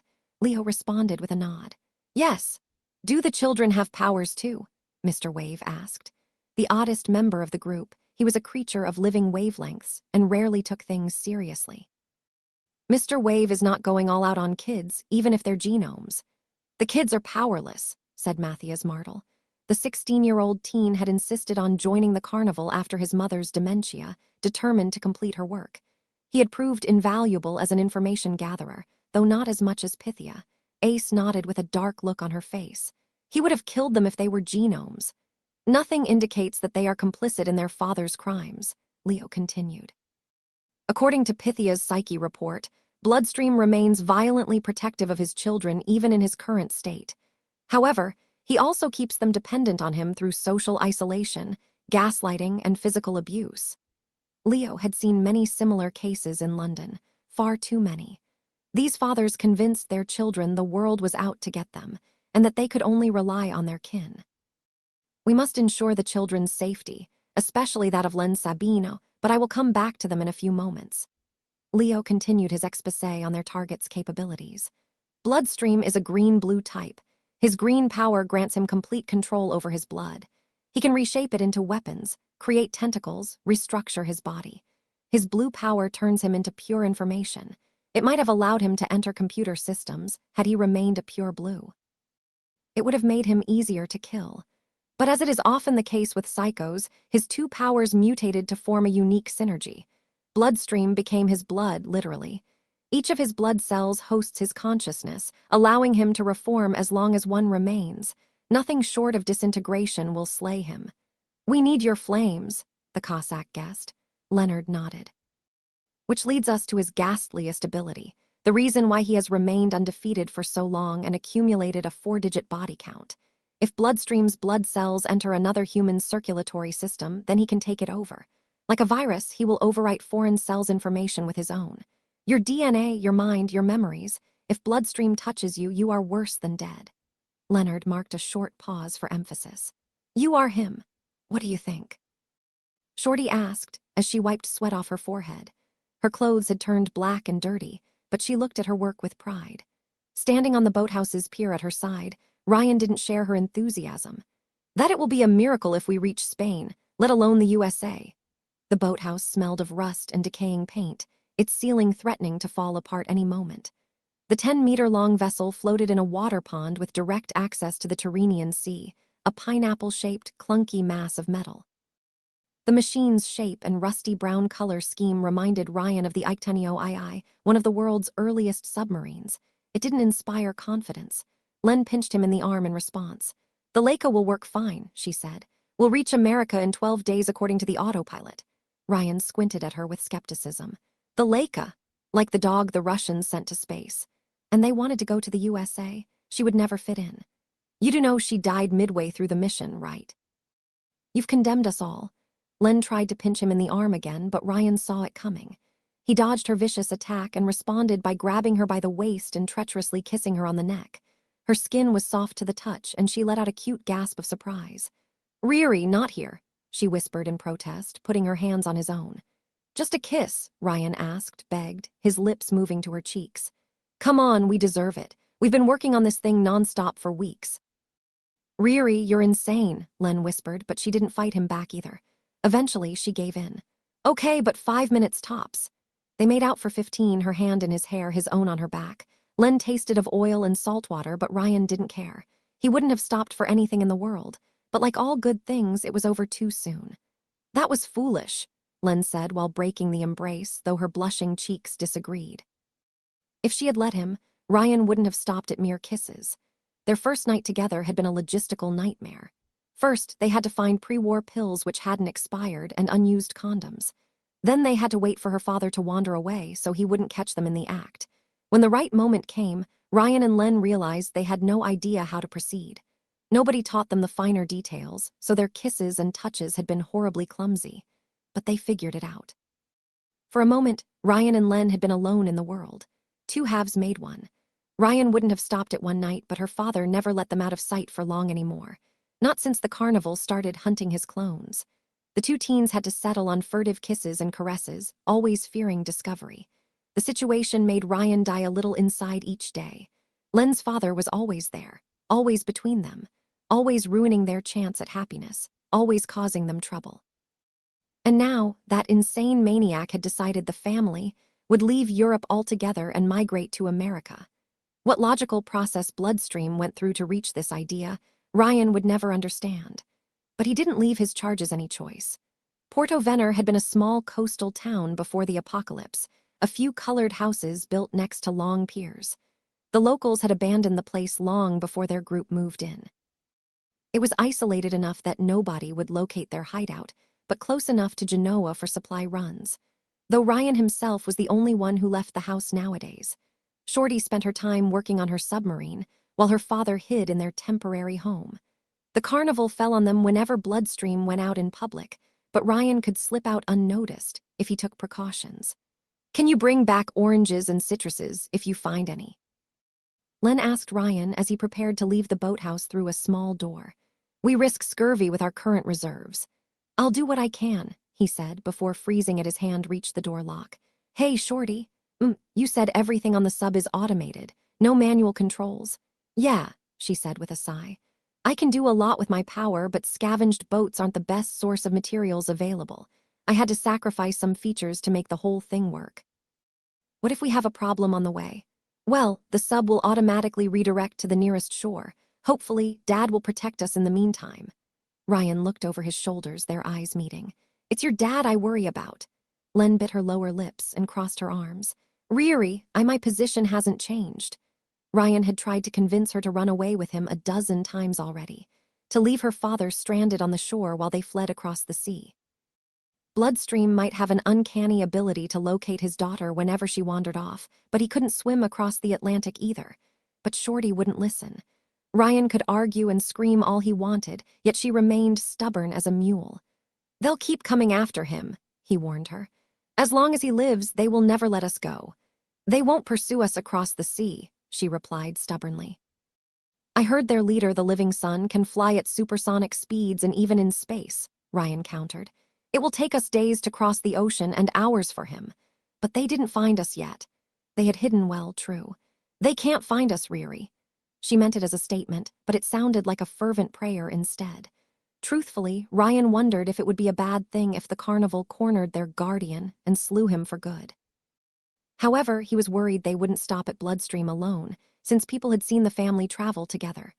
Ryan and Len might be flagged as the psycho's accomplices and face the same punishment. And yet, he couldn't help but dream of a sun falling down on Bloodstream at night. Ryan opened the door with a sigh and moved through the rest of the building. He guessed it had been a boat club once, where rich people could store their ships, watch soccer on TV, and relax in restaurants. "Cesare." His shrilling voice chilled Ryan to the bone, making the boy freeze in place. The young teen followed the voice to the house's dining room. Bloodstream slouched on a tattered sofa, right in front of the TV. This was the last clone, as far as Ryan could tell. The carnival had hunted them so relentlessly that the group had to flee civilization altogether. "Come here," the psycho said, gesturing at a spot to his left. Ryan reluctantly obeyed, his kind and well-adjusted stepfather pointing at the TV. "It's Power Rangers. You remember Power Rangers?" The TV's screen had long turned into shattered glass, but Ryan indulged the delusional psycho. "I remember, Dad. You were so obsessed with this series that you always pestered me to buy you toys," Bloodstream said, shaking his head. I wish I had the money to back then. I really wanted to make you happy, Cesare." "It's okay, Dad," Ryan lied, going through the motions. No, it's not okay, he said, moving his head closer to his captive's ear. Your sister is sick, Cesare. She's very sick. A shiver went down Ryan's spine. Len looks healthy to me, he protested, but the psycho didn't listen. She's sick, Cesare. All of us who took this poison, we're all sick. The disease is in us. It drove the whole world mad. I think they put demons in these bottles. I know because I dream of hell. You dream of hell. A green hell. I wander its wriggling womb at night. The floor pulsates like your heart. The walls have mouths and eyes. And the air. I feel 1,000 microscopic flies move into my lungs as I breathe. Even the water looks back and speaks to me. Hell is alive, Cesare. It's an infestation. Satan distributed these bottles to poison the whole human race with his brood. Ryan said nothing, knowing better than to talk back to Bloodstream while he was raving nonsense. You know what cancer is, Cesare? Your grandma died from it. It's insidious cancer. It grows inside of you. It intertwines with your organs like a tree's roots in fertile soil. You have to be careful about removing it, or you destroy the whole garden. Bloodstream patted his adoptive son's shoulder, as if congratulating him for winning a soccer game. I'll find a way to operate on your sister one day, make her healthy again. I'll figure something out, don't worry. Ryan remained still, clenching his fists, as he knew. It was only a matter of time before he looked at his own daughter for sustenance. The psycho hadn't fed in weeks, and his lucidity kept degrading. If you and your sister die, I don't know what I will do. I love you. I love you both so much. Bloodstream started sobbing, holding his head in his hands. Ryan didn't know how to react, so he said nothing. I'm sorry, Cesare, Bloodstream said, the fluid making up his body shifting like a raging sea. I'm sorry I couldn't. I just wanted to protect you both, and I ruined it all. Now Len is sick, and I'm sick too. I'm sick, Cesare. Ryan looked at this deluded, sobbing monster. He wanted to hate him, to strike him in return for the years of fear and abuse, but in that moment he didn't fear Bloodstream anymore. He pitied the man inside. You're all I've left, he whimpered. Your mother is gone, our house is gone, I don't know what to do, that place, it's calling me. One day I won't come back, and your sister. Ryan winced in a mix of pity and disgust, a warm feeling filling his innards. He carefully raised a hand, putting it on the bloody monster's shoulder. He was warm and slippery to the touch. It's okay. I'll protect Len, I swear. The physical contact seemed to soothe Freddie Sabino, his outer layers becoming as peaceful as a Japanese pond. I'm sure your mom is waiting for us on the other side of the ocean, he said, with a shaking, hopeful voice. She always wanted to go to LA. She's waiting for us there, you'll see. We'll start over, make everything right. Yeah, Ryan lied. He felt like reassuring a child with cancer, telling him he would go to heaven. It will be all right, Dad. And for a brief moment, he believed it. Ryan lied to himself so well that for a second he thought Bloodstream could improve. That the man inside could reassert control, that Ryan could call himself Ryan, not Cesare, that he could marry Len, build a house near the sea, and raise children in peace. A simple dream for a simple person. The dream quickly turned into a nightmare. Bloodstream looked at the broken TV as if suddenly inspired. If you die, he said, his voice no longer shaking. If you and your sister die, I'll kill everyone. Bloodstream said that so softly, Ryan found it almost soothing. And then the young teen understood the words, and they chilled him to the bone. I'll kill everyone, and then I'll kill myself, Bloodstream continued, lost in his delirium. A world where children can die, it's just not worth existing. We'll all be together on the other side. It can't be hell if we're all together, right? Bloodstream didn't say a word after that confession. He spent his time on the sofa, looking at the shattered screen with a frightening intensity. A psychotic shooter mentally preparing himself for the crime. And Ryan went right back to hating him. He was angry at himself, too, for pitying that monster even for a second. For thinking that things could turn around, making him forget all the horrors Bloodstream inflicted on his family and countless others. If there had been a man inside that bloody head of his, the monster had devoured him years ago. Ryan hesitated for 10 minutes to leave the house, worrying that he might return to find Len dead at her father's hands. He always felt this way whenever he left these two alone. One day it would happen. The fresh air outside didn't bring him any comfort as he walked towards his bike with a bag on his back. A thought gnawed the teen's mind like a worm in an apple. Len would never make it to America alive. Ryan could feel it in his bones. The proximity, the isolation, her father would lose control. He would weep and regret, but he would do the terrible deed. If not during the trip itself, then on arrival. He was a ticking time bomb, and one day he would go off. Bloodstream had to die, for Len's good and everyone else's. Ryan opened his bag and examined the violet elixir he always kept inside. Thankfully, Bloodstream only detected elixirs inside Genome's blood, but that meant he would know the second his adoptive son used the potion on himself. The liquid swirled inside the syringe as if alive, a promise of power and freedom. Perhaps it could give Ryan a power stronger than Bloodstream's. Unlikely, but what else could he do? A second sun flew across the skies, answering his prayers. The carnival's screen shifted to a graphic representation of the possession process. A drop of blood infected an adult man, spreading through his veins like an infection, devouring the organs from within. The skin soon ruptured to let the lifeblood out, and Bloodstream was born again. He will infect your blood like a virus and restructure your body into a clone of himself. In fact, we believe he did it so often that his current body isn't the original one. A tense silence followed Leo's explanations as his team digested the information. All his copies share his powers and form a loose hive mind, like a larger body's cells. If Mr. Wave kills half of them at once, the other half will fear him. The boastful Genome slouched on his chair. This is Mecron all over again. Not quite, but close, Leo confirmed. To get rid of him, we must destroy all his copies and leave nothing behind. Not even a droplet. Each time we ambush a clone, I will incinerate it and Stitch will sterilize the area afterward. Fortunately, Bloodstream is a lone wolf psycho. Unlike people like Adam the Ogre, he lacks a support network. He is a pack of his own, the Cossack said. Yes, and his clones never moved more than 1 mile from each other, perhaps to maintain their hive mind.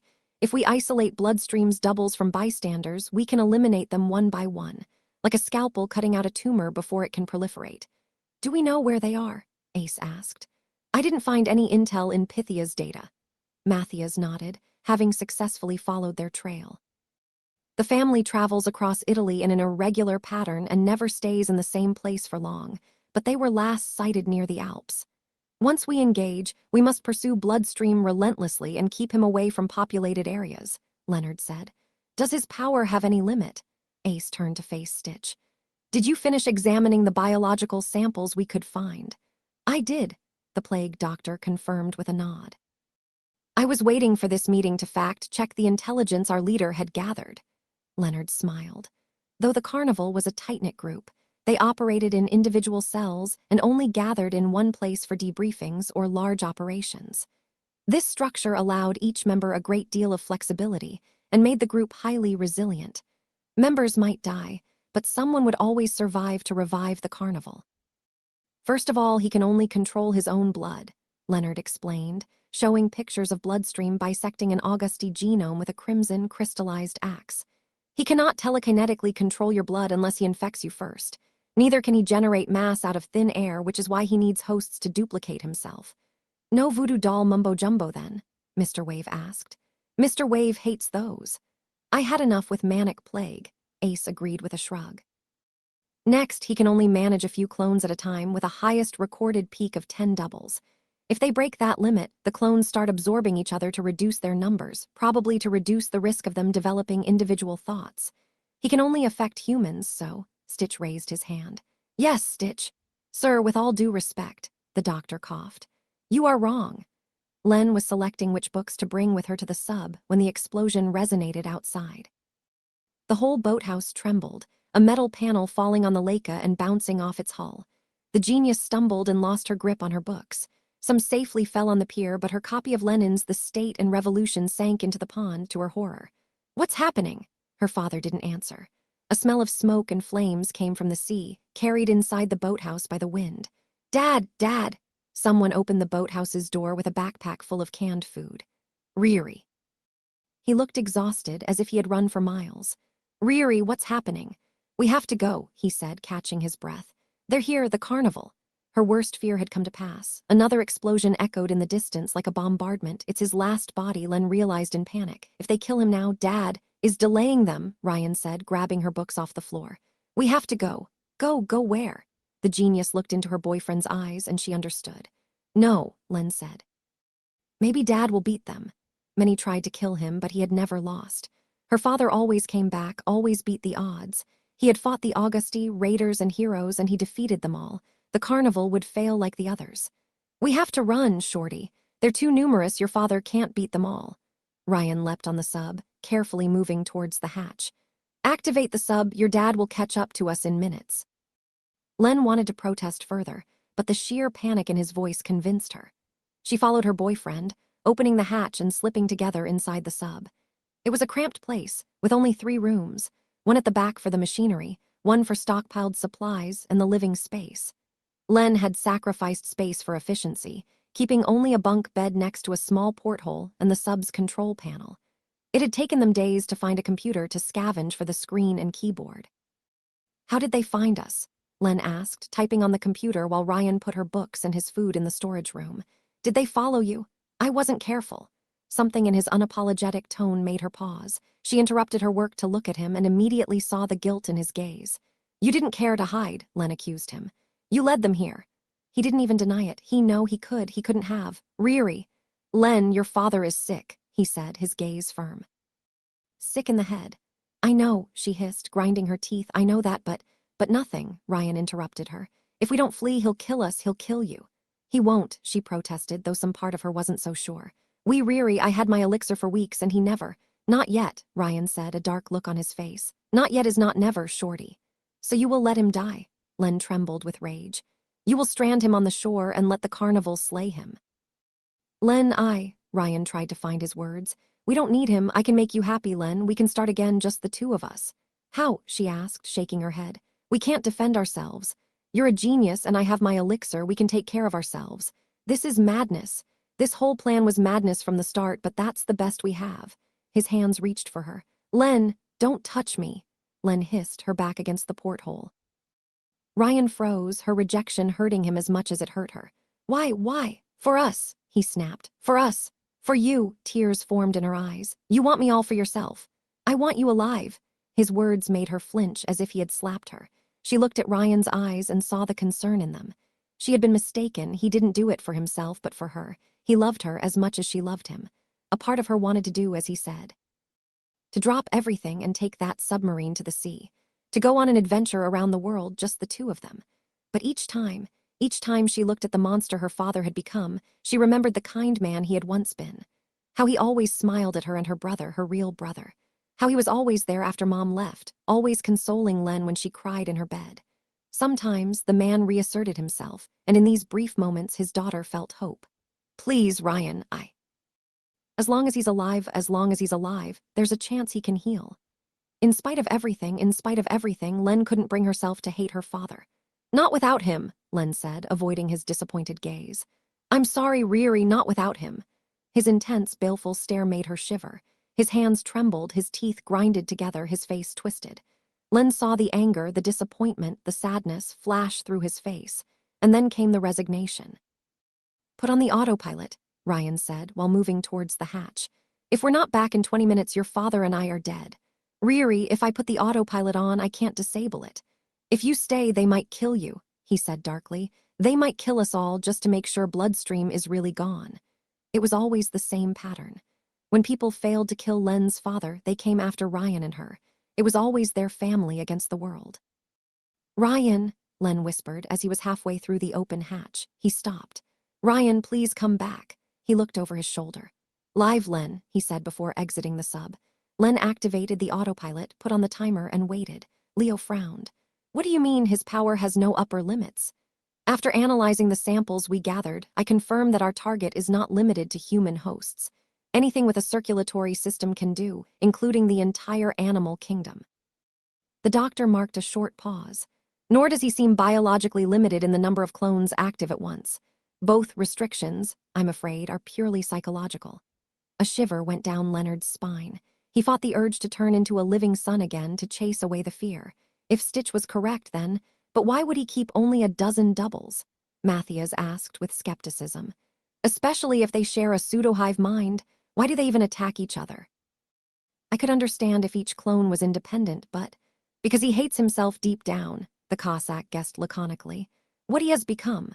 A part of Freddy Sabino wished for death. His psychological traumas crippled his power, preventing him from making full use of his unlimited potential. Ace exchanged a glance with Leonard, her face white as milk.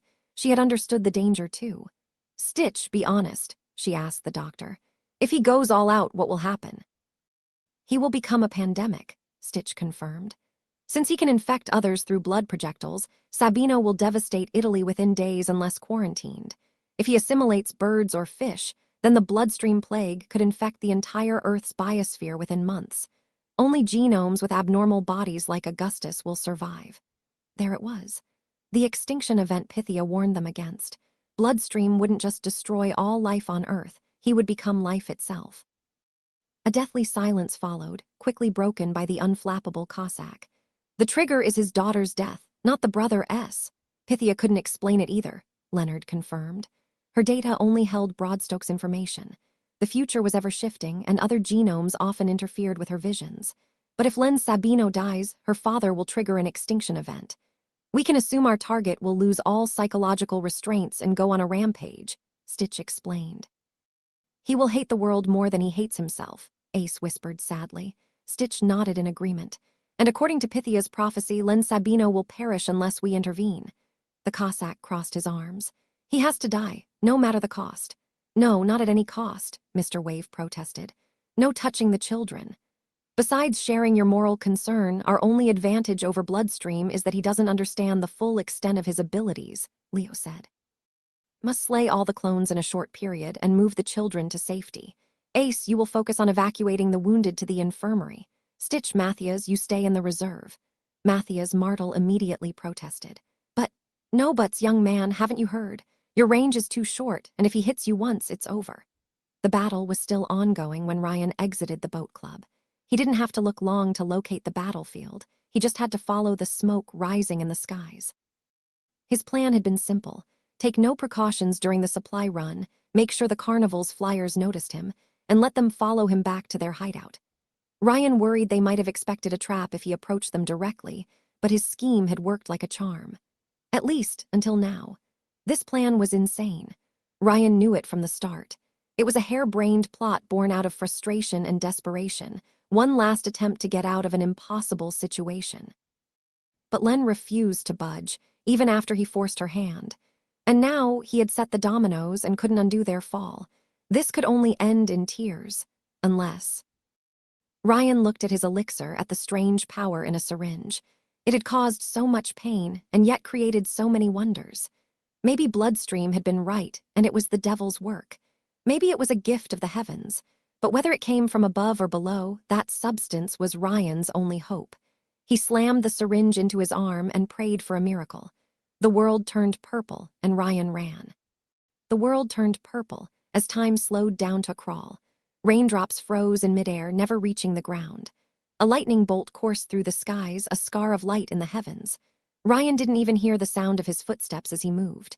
He had wished for more time, and the elixir obliged. The boy knew it deep within his bones, an instinct as natural as breathing. Ryan Romano halted time itself with a thought, much like a player could pause a video game. But not forever. A flash of light overcame his vision, followed by the noise of explosions and cold rainwater falling on him. Time began again, and Ryan nearly tripped on a puddle of water. Damn, did he need to focus on his power to keep time frozen? Whatever the case, Ryan kept following the noise. He caught sight of Leo, the living sun floating above the sea, unleashing streams of fire at Porto Vener's marina. The place used to be a touristic walkway, with multi-story colored houses facing piers meant for yachts. Years afterward, the paint had turned gray and lifeless, and the boats into scrapped husks. Ryan could hardly see the battle with the downpour. He activated his power, and the world turned purple. This time, Ryan started to count in his head. 1, 5, 9 T, and time resumed. Ryan could halt time for 10 seconds or so. Afterward, his power failed him again. The boy attempted to stop the clock again each second, finally succeeding on the 10th try. He could pause the universe for 10 seconds, but had a cooldown period of the same length. A pretty straightforward power, all things considered. But would it make any difference? Bloodstream packed a mean punch, but he was fighting Leo, the living sun. Ryan heard rumors that the guy fought Augustus and lived. Ryan searched inside his pockets and brought out a small revolver he always carried on his person. He took a deep breath, cursed his luck, and approached the battlefield. He was fast. Leonard couldn't believe his luck. when he glimpsed at a boy matching the description of Bloodstream's son Cesare scavenging supplies while on a routine patrol. The carnival had lost track of the psycho days ago, even wondering if he managed to flee Italy. Leonard had called his allies and immediately tracked down the boy to his father's hideout. Leo went into battle with only the Cossack and Mr. Wave for backup. The former's white power armor would protect him from blood infection, while the latter had no circulatory system of any kind. Ace stayed on standby in a safe location, ready to teleport the wounded to Stitch's infirmary if needed. The Cossack had suggested burning the entire town to ensure Bloodstream perished, kids be damned, but his teammates put their veto to that course of action. They would do this by the book. Unfortunately, Bloodstream must have sensed the trio's approach and ambushed them near the town's ruined marina. Leo bombarded the walkway with flames, while the Cossack did the same with a laser rifle. They only managed to set a deserted restaurant on fire as Bloodstream dodged all their attacks.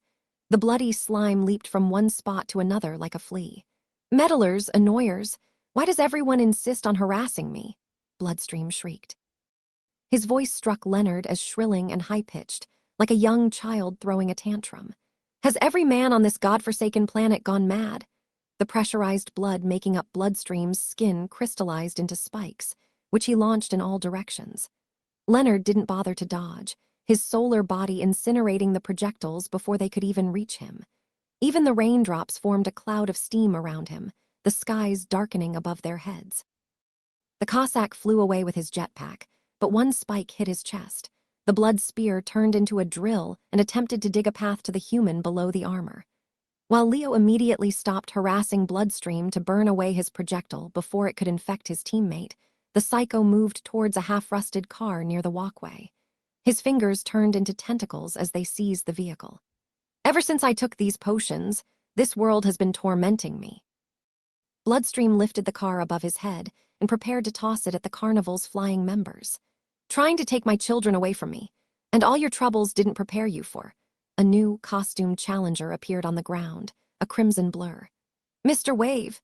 The living wavelength ran towards Bloodstream, his body turning into a laser. Mr. Wave transformed into a mass of crimson light, moving in a straight line that cut through anything in its path. The superhero's laser form tore Bloodstream in half, the car falling on the bisected psycho. Mr. Wave returned to his humanoid form a few meters away, doing some footwork as if slowing down. While he could move at light speed in laser form, the superhero could only move in a straight line and needed to transform back to turn around. He had once confessed to Leonard that his greatest fear was to be ejected into space, unable to turn back. "Ugh! Mr. Wave has bloodstains on his cashmere." Mr. Wave complained while looking at his suit. Bloodstream's two halves quickly fused back together, and he crawled out of beneath the car. "You have made a powerful enemy today, Tomato Juice. Just die." Bloodstream turned both his hands into sharp axes, extended his arms into 5 meters long tentacles, and attempted to behead Mr. Wave with a scissor blade motion. The superhero put his hands in his pockets and dodged the strike with a backstep. "Lady Death once had a near Mr. Wave experience," the superhero replied, as Bloodstream frantically pursued him like an enraged bull after a matador. "Mr. Wave is too good for heaven and too scary for hell." Leonard had to resist the urge to tell his teammate to stop with the boasts. Mr. Wave was good-natured and powerful, but also an unrepentant show-off. Still, his taunts worked. Bloodstream focused entirely on Mr. Wave and ignored his allies, giving them some respite. Once the psycho got too close for the superhero to dodge in his human form, Mr. Wave tore through his foe again in laser form. No damage lasted long, the maddened criminal pulling himself back together in seconds. "You're all right?" Leo asked the Cossack after burning the blood drill to ashes. "How much blood does he have?"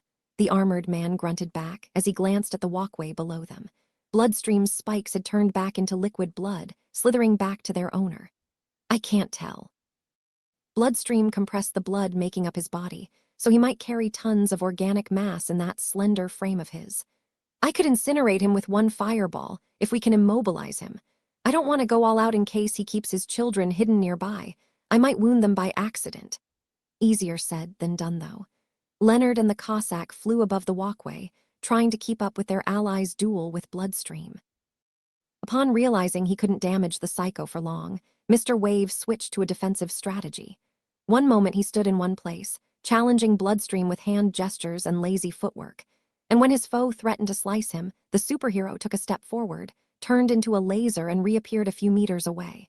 But though Bloodstream lacked finesse, Leo had a hard time tracking his movements. He was a red blur, a cheetah, his body twisting at impossible angles. "Stop dodging." Bloodstream leaped from a building's wall to the walkway in an attempt to catch Mr. Wave from an unexpected angle, but the living wavelength saw it coming and dodged with a mere sidestep. He didn't even need to transform. Mr. Wave doesn't move at light speed. Light moves at Mr. Wave's pace. "Sure," the Cossack said, the back of his power armor opening to reveal missile launchers. A rain of rockets fell upon the walkway, alongside the rain and lightning. Concrete and stone exploded into a cloud of dust, obscuring Leonard's sight. Leo guessed his allies' plan, to force Bloodstream's parts to reform after blasting him to smithereens. Mr. Wave reappeared close to a ruined restaurant, wiping blood off his suit, but the enemy remained out of sight. The dust cloud spread over the marina, obscuring both the boats and the pavement. "Catch!" Bloodstream screamed from within the smoke. A second later, a rusted boat flew across the skies in the flyer's direction. Leonard and the Cossack blasted it apart before it could hit them, parts falling into the sea. However, the psycho leaped at them while they were distracted, emerging from the dust cloud with a maniacal laugh.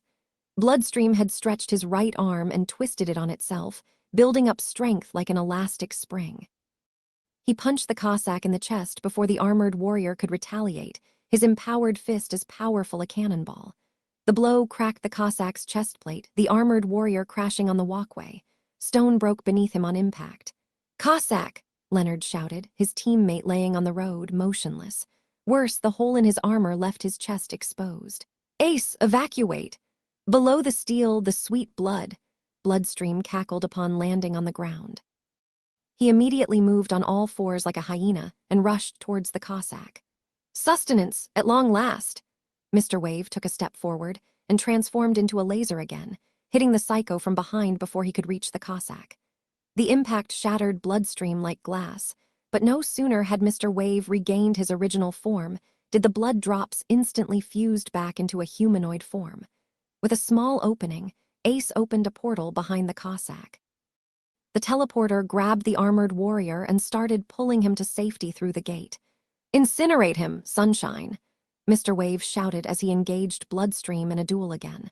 He dodged a crystallized axe by sidestepping, transformed in a laser to stop blood bullets in midair before they could hit Ace, and tore through Bloodstream like paper. "Mr. Wave will provide." Indeed he did. When Bloodstream threatened to pull himself back, Mr. Wave returned to human form, rotated on himself, and gored through the psycho again. The superhero kept repeating the process, preventing the criminal from fully regenerating. Knowing Mr. Wave couldn't keep this up forever, Leonard gathered plasma in his hand, forming a shining fireball hot enough to vaporize every last drop of blood. It was now or never. Time resumed again, as Ryan powered through dust and smoke. The carnival and Bloodstream had transformed the walkway into Swiss cheese, with craters all over the paved street. Len's loving father got the thrashing of his life from a crimson blur too fast for the eye to follow. Ryan barely caught a glimpse of the fighter responsible for 1 second as it turned around, a humanoid mass of red energy held together by a purple suit. Bloodstream exploded in a shower of blood, reformed, only to explode again as his foe ran into him. A freckled woman dragged an armored figure through a circular rift in spacetime itself a few meters away, with Ryan noticing an immaculate clinic on the other side. Leo the living sun floated above the area, shaping a miniature star in the palm of his hands. He would incinerate the psycho so utterly that naught but ashes would remain. None had noticed Ryan yet, the dust, smoke, and heavy rain hiding him, and for a second he was tempted to sit back and do nothing. This might be his only chance to watch the loathsome, immortal psycho perish for good. But Len wouldn't leave without her father.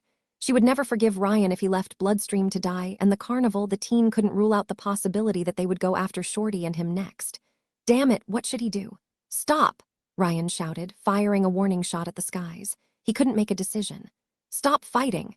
The fireball in Leo's hands faltered as he noticed Ryan. "Mr. Wave, the child." The wavelength genome stopped hitting Bloodstream to look at Ryan, the energy making up his body assembling into a phantasmal face. The psycho regenerated, while Mr. Wave raised a hand at Ryan.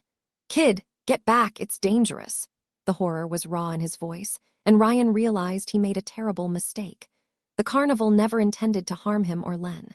They were true heroes, coming to save them from a bloodthirsty monster. But a moment of distraction was all it took for evil to prevail. Bloodstream unleashed a volley of blood bullets at the portal, one of his projectiles hitting the woman's throat while she finished dragging the armored figure through. She barely had the time to gasp before her skin ruptured, crimson blood covering her skin. Her voice turned into bloodstreams midway through her final scream. "Ace!" the living son shouted while the portal closed, the fireball in his hands dissipating. "Mr. Wave, fall back." The other genome stepped back in disbelief, sidestepping to dodge Bloodstream's sharpened claws. "Fall back! Matthias and the others are at the base." The living son shouted back in alarm, flying north at extreme speed. Mr. Wave's gaze moved from Bloodstream to Ryan, and he muttered something too low for the time stopper to hear. The superhero transformed into a living laser, tearing through buildings in his teammates' direction. "You're all right?" Ryan asked Bloodstream, though it disgusted him to even ask. "Cessair, I told you to protect your sister." Bloodstream snarled, apparently perfectly fine. Whatever damage he had suffered healed in an instant. "You must listen to your father." The teen sneered in bitterness as he realized that he would never be free of this monster. This was the perfect chance to get rid of Bloodstream for good, perhaps the only chance, and he threw it all away. But he loved Len more than he hated her father. "We don't have time," Ryan replied, lowering his gun. "Len's submarine will leave soon. We have to go now." Instead of answering, Bloodstream froze in place. He looked at his adoptive son with disturbing intensity, sending a shiver down Ryan's spine. "Dad, who are you?" Bloodstream asked with a shaken voice. Ryan froze as the psycho didn't recognize him. Perhaps the elixir in the boy's blood had broken the man's delusion, or perhaps it caused him to fall into another delirium. "Dad, Bloodstream's hand grabbed Ryan's throat before he could finish his sentence. The psycho's grip was strong as steel, choking the life out of him. "Where is Cessair?" The psycho's maddened words became a distant echo as air failed to reach Ryan's brain. The bones in his neck cracked under the strain. His hand failed to hold his gun, the weapon falling on the pavement. "Where is my son? What have you done to my son?" The boy attempted to freeze time and escape Bloodstream's grip, but the delirious psycho slammed his head against the pavement. A pain greater than anything Ryan ever felt coursed through his head, his vision blurring, brain matter flowing on the pavement. He couldn't think, couldn't. "Where is my son?" All went dark. It was true what they said. Ryan saw his life flash before his eyes as he died. Events rolled back from his death, to that messed up battle, to the moment when the teen foolishly emerged from the smoke. And then it stopped. Ryan blinked as he stood in the middle of the walkway. The pain had vanished and air filled his lungs once more. The rainwater fell on his warm skin, lightning thundered above his head, and his brain was back in his skull. He was alive again. Had Ryan seen a vision of the future, a warning of what would happen if he made the wrong choice? That sounded like too much of a blue power to him, but it had felt so real. Ryan had died and risen again. His power could also create a checkpoint, like video games. It had granted him a new chance he couldn't waste.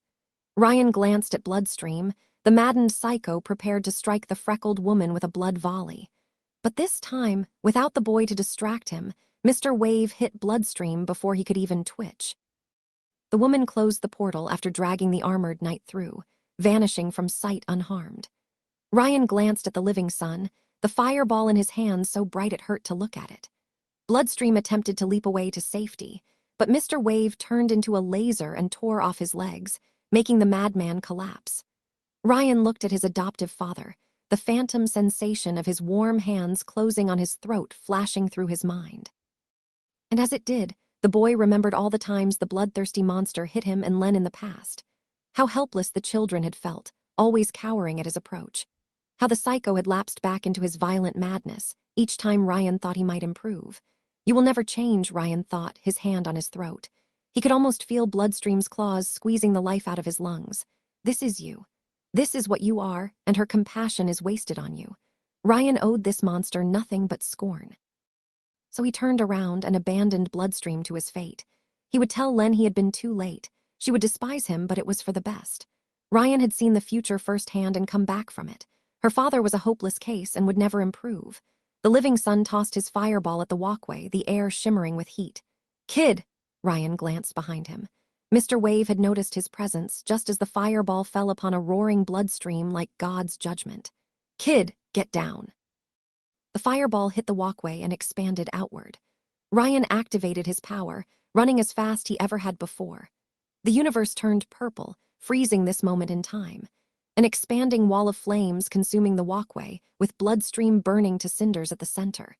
A demon cleansed in hellfire. The kind man in a suit, running after Ryan in a vain attempt to shield him from the fireball. The living sun overseeing it all from above, surrounded by steamy rainwater. Ryan's legs moved as fast as they could, straining so much that the teen feared he would collapse midway. Seconds stretched on, but Len was so far away and the fireball so close. The light would catch up to him the moment time resumed. "Please," Ryan begged as he counted seconds from 8 to 9. More than 10, more than 10. But Ryan Romano didn't run fast enough. The frozen time shattered like glass on the 10th second, and the world exploded into flames. Ryan didn't know how long he stayed unconscious. When his feverish mind emerged from a coma to face a white wall, he thought he had perished for good and ascended to heaven. Though Shorty didn't believe in such things, her boyfriend always kept an open mind. After all, nobody who died came back from the other side. At least, nobody but Ryan himself. "Oh, you're finally awake." Ryan's eyes wandered to his right, watching the shining holographic face of Mr. Wave look at him. The superhero anxiously waited on a chair, legs crossed. Ryan blinked a few times as he regained control of his mental faculties. A bed sheet covered his body, and it looked like he recovered inside a hospital room of some kind. The teen thought he would suffer from burns, but his skin seemed healthier than ever. "I thought you..." The wavelength genome paused, as if he had said something stupid. "Mr. Wave thought you might sleep forever." I thought so too." Ryan glanced at his hands. I'm alive." "Our medic does not inspire confidence at first glance, but he is good," Mr. Wave said. "His life is a perpetual struggle to keep Mr. Wave's suicidal comrades alive. Mr. Wave is too powerful to die, so he's fine." Is he gone?" Ryan asked. The superhero joined his hands. "Your father," his voice broke.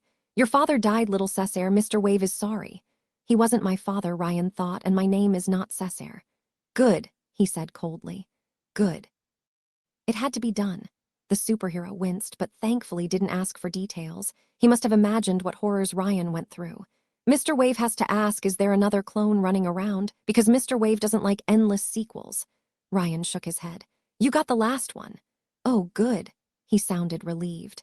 "Mr. Wave will keep an eye open just in case your dad makes a comeback, but he hopes there won't be a reboot anytime soon." "What about Len?" Ryan asked, unable to understand half of what the eccentric superhero said. "Where is she? Did she take the submarine?" "Your sister, Mr. Wave wants to know too. We couldn't find her no matter where we looked. Mr. Wave knows he scares the gods themselves, so it didn't surprise him." A shiver went down Ryan's spine. "How long was I out?" From Mr. Wave's embarrassed silence, he guessed for quite a long time. "I need to go," the teen said, rising from his bed only to almost trip. His legs felt heavy and sore, as if he just woke up from being hit by a truck. Mr. Wave caught him before he could collapse. His body felt strange to the touch, solid yet slightly fluctuating when someone touched him. Somehow, it reminded the teen of a trampoline.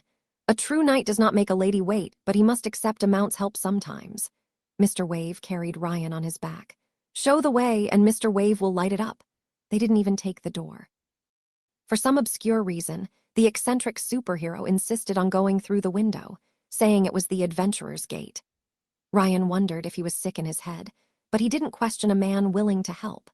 Though he didn't turn into a laser while carrying the teen, perhaps because it would harm him, Mr. Wave moved incredibly fast and never slowed down. Though the hospital had been in Genoa, the duo rejoined Porto Venere within minutes.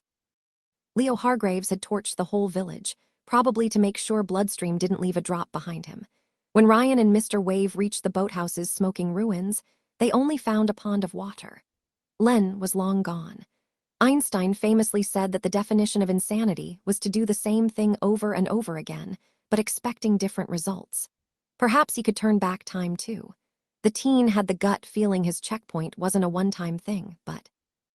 Well, after he failed to will himself back in time, Ryan only had one way to check. He was fine with whatever happened. In a single day, he had lost everything that ever mattered to him. He just didn't see how he should go on. He felt numb and lifeless inside. If there was a chance he could make it better, he had to try. He had been proven correct. Death was the end for most, but not for him. It did him little good. His power always brought him right before the explosion. He tried everything. Protect his head, protect his chest. Dive down, try to freeze time. Death hurt, but not as much as the idea of losing Len. The fireball always caught up to him. Ryan couldn't outrun light, couldn't activate his power in the split second before it hit, couldn't turn back the clock to earlier that day. However his power worked, it had chosen the worst moment to make a new checkpoint. Ryan almost never died from the explosion itself, though.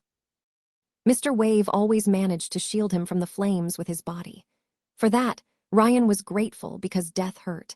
But the blast always knocked the time traveler unconscious at best. Sometimes, he woke up a few hours early or days later, depending on his injuries.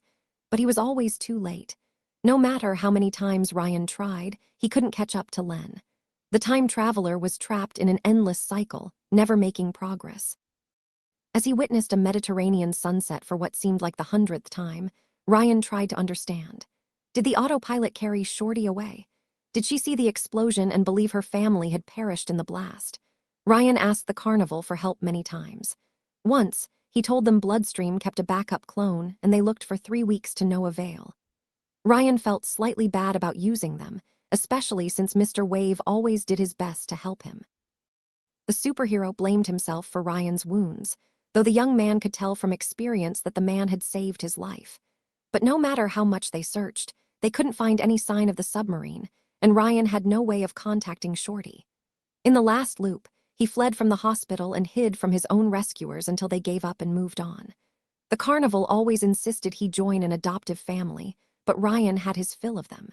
He wanted Len, and no one else.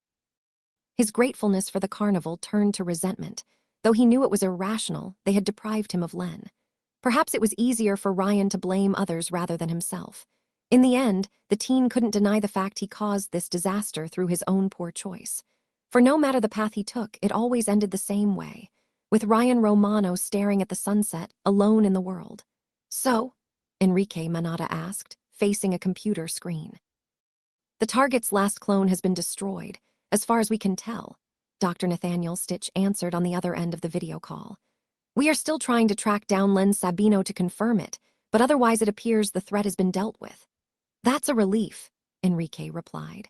Though his father only cared about the warehouses and genome employees whom Bloodstream had murdered, his son would have provided the carnival with support on principle. The world was better with fewer psychos in it. "We will keep an eye open, in case his daughter reappears. Mr. Hargraves sends you his regards, and thanks," the doctor said. "We wouldn't have been able to continue the hunt without Dynamy's cooperation." "It's nothing." All they did was to provide the carnival with reports of Bloodstream's movements through their own agents and technical support in analyzing the blood samples. Enrique still shivered upon remembering Dr. Tirano's report. It is always a pleasure to collaborate with the carnival. "My father still won't budge on the question of Augustus, but I hope that one day we can make common cause against him. Perhaps one day Italy could rise again from its ashes, as a country bound by the rule of law rather than the strength of genomes." That was Enrique's sincerest wish. "Now we must destroy the remaining samples," Stitch said. "Incinerate them utterly. If a single cell survives long enough to find a new host, the nightmare will start over again." "My brother is already taking care of ours. He burns as hot as your son." Enrique prepared to end the call, having another reunion planned afterward. "We'll keep in touch." The carnival member nodded before his screen closed. Enrique called Alphonse next, facing a glowing skeleton in a black hazmat suit. Blackthorn pitied his brother, whose power was as dangerous to his enemies as his allies. "I have good news, Al," Enrique said. The carnival successfully destroyed Freddy Sabino's last remaining clone and sanitized the area. "We can consider the threat dealt with. They wouldn't have to nuke Porto Venner just to be sure." "Good," Al replied gruffly. "Psychos are a plague upon this land. Have you disposed of the remaining samples?" Alphonse marked a short pause before answering, "Yes." Enrique joined his hands, sensing his brother's annoyance. "You didn't like it. A power that could reshape someone's entire genetic code in an instant." You must have seen the potential as much as I did. Even Father saw it. This power could have changed everything, not only for us, but all of mankind. Its user killed countless people and would have probably slain more. If Bloodstream had been half as cunning as Adam the Ogre and used his powers well, he might have become just as dangerous as Augustus. We have enough of one nigh-immortal psychopath on our hands, and I would rather avoid another. One cell is enough for him to return, brother. I know, he said with a grunt, still sore over it. Then you understand we made the right choice. If they wanted the world to rise from the apocalypse's ashes, they had to minimize risks for future generations. Their father only cared about money and reputation, but both Enrique and Al saw farther than he did. You did good, Alphonse. All for the dream, brother, Fallout replied before ending the call. All for the dream.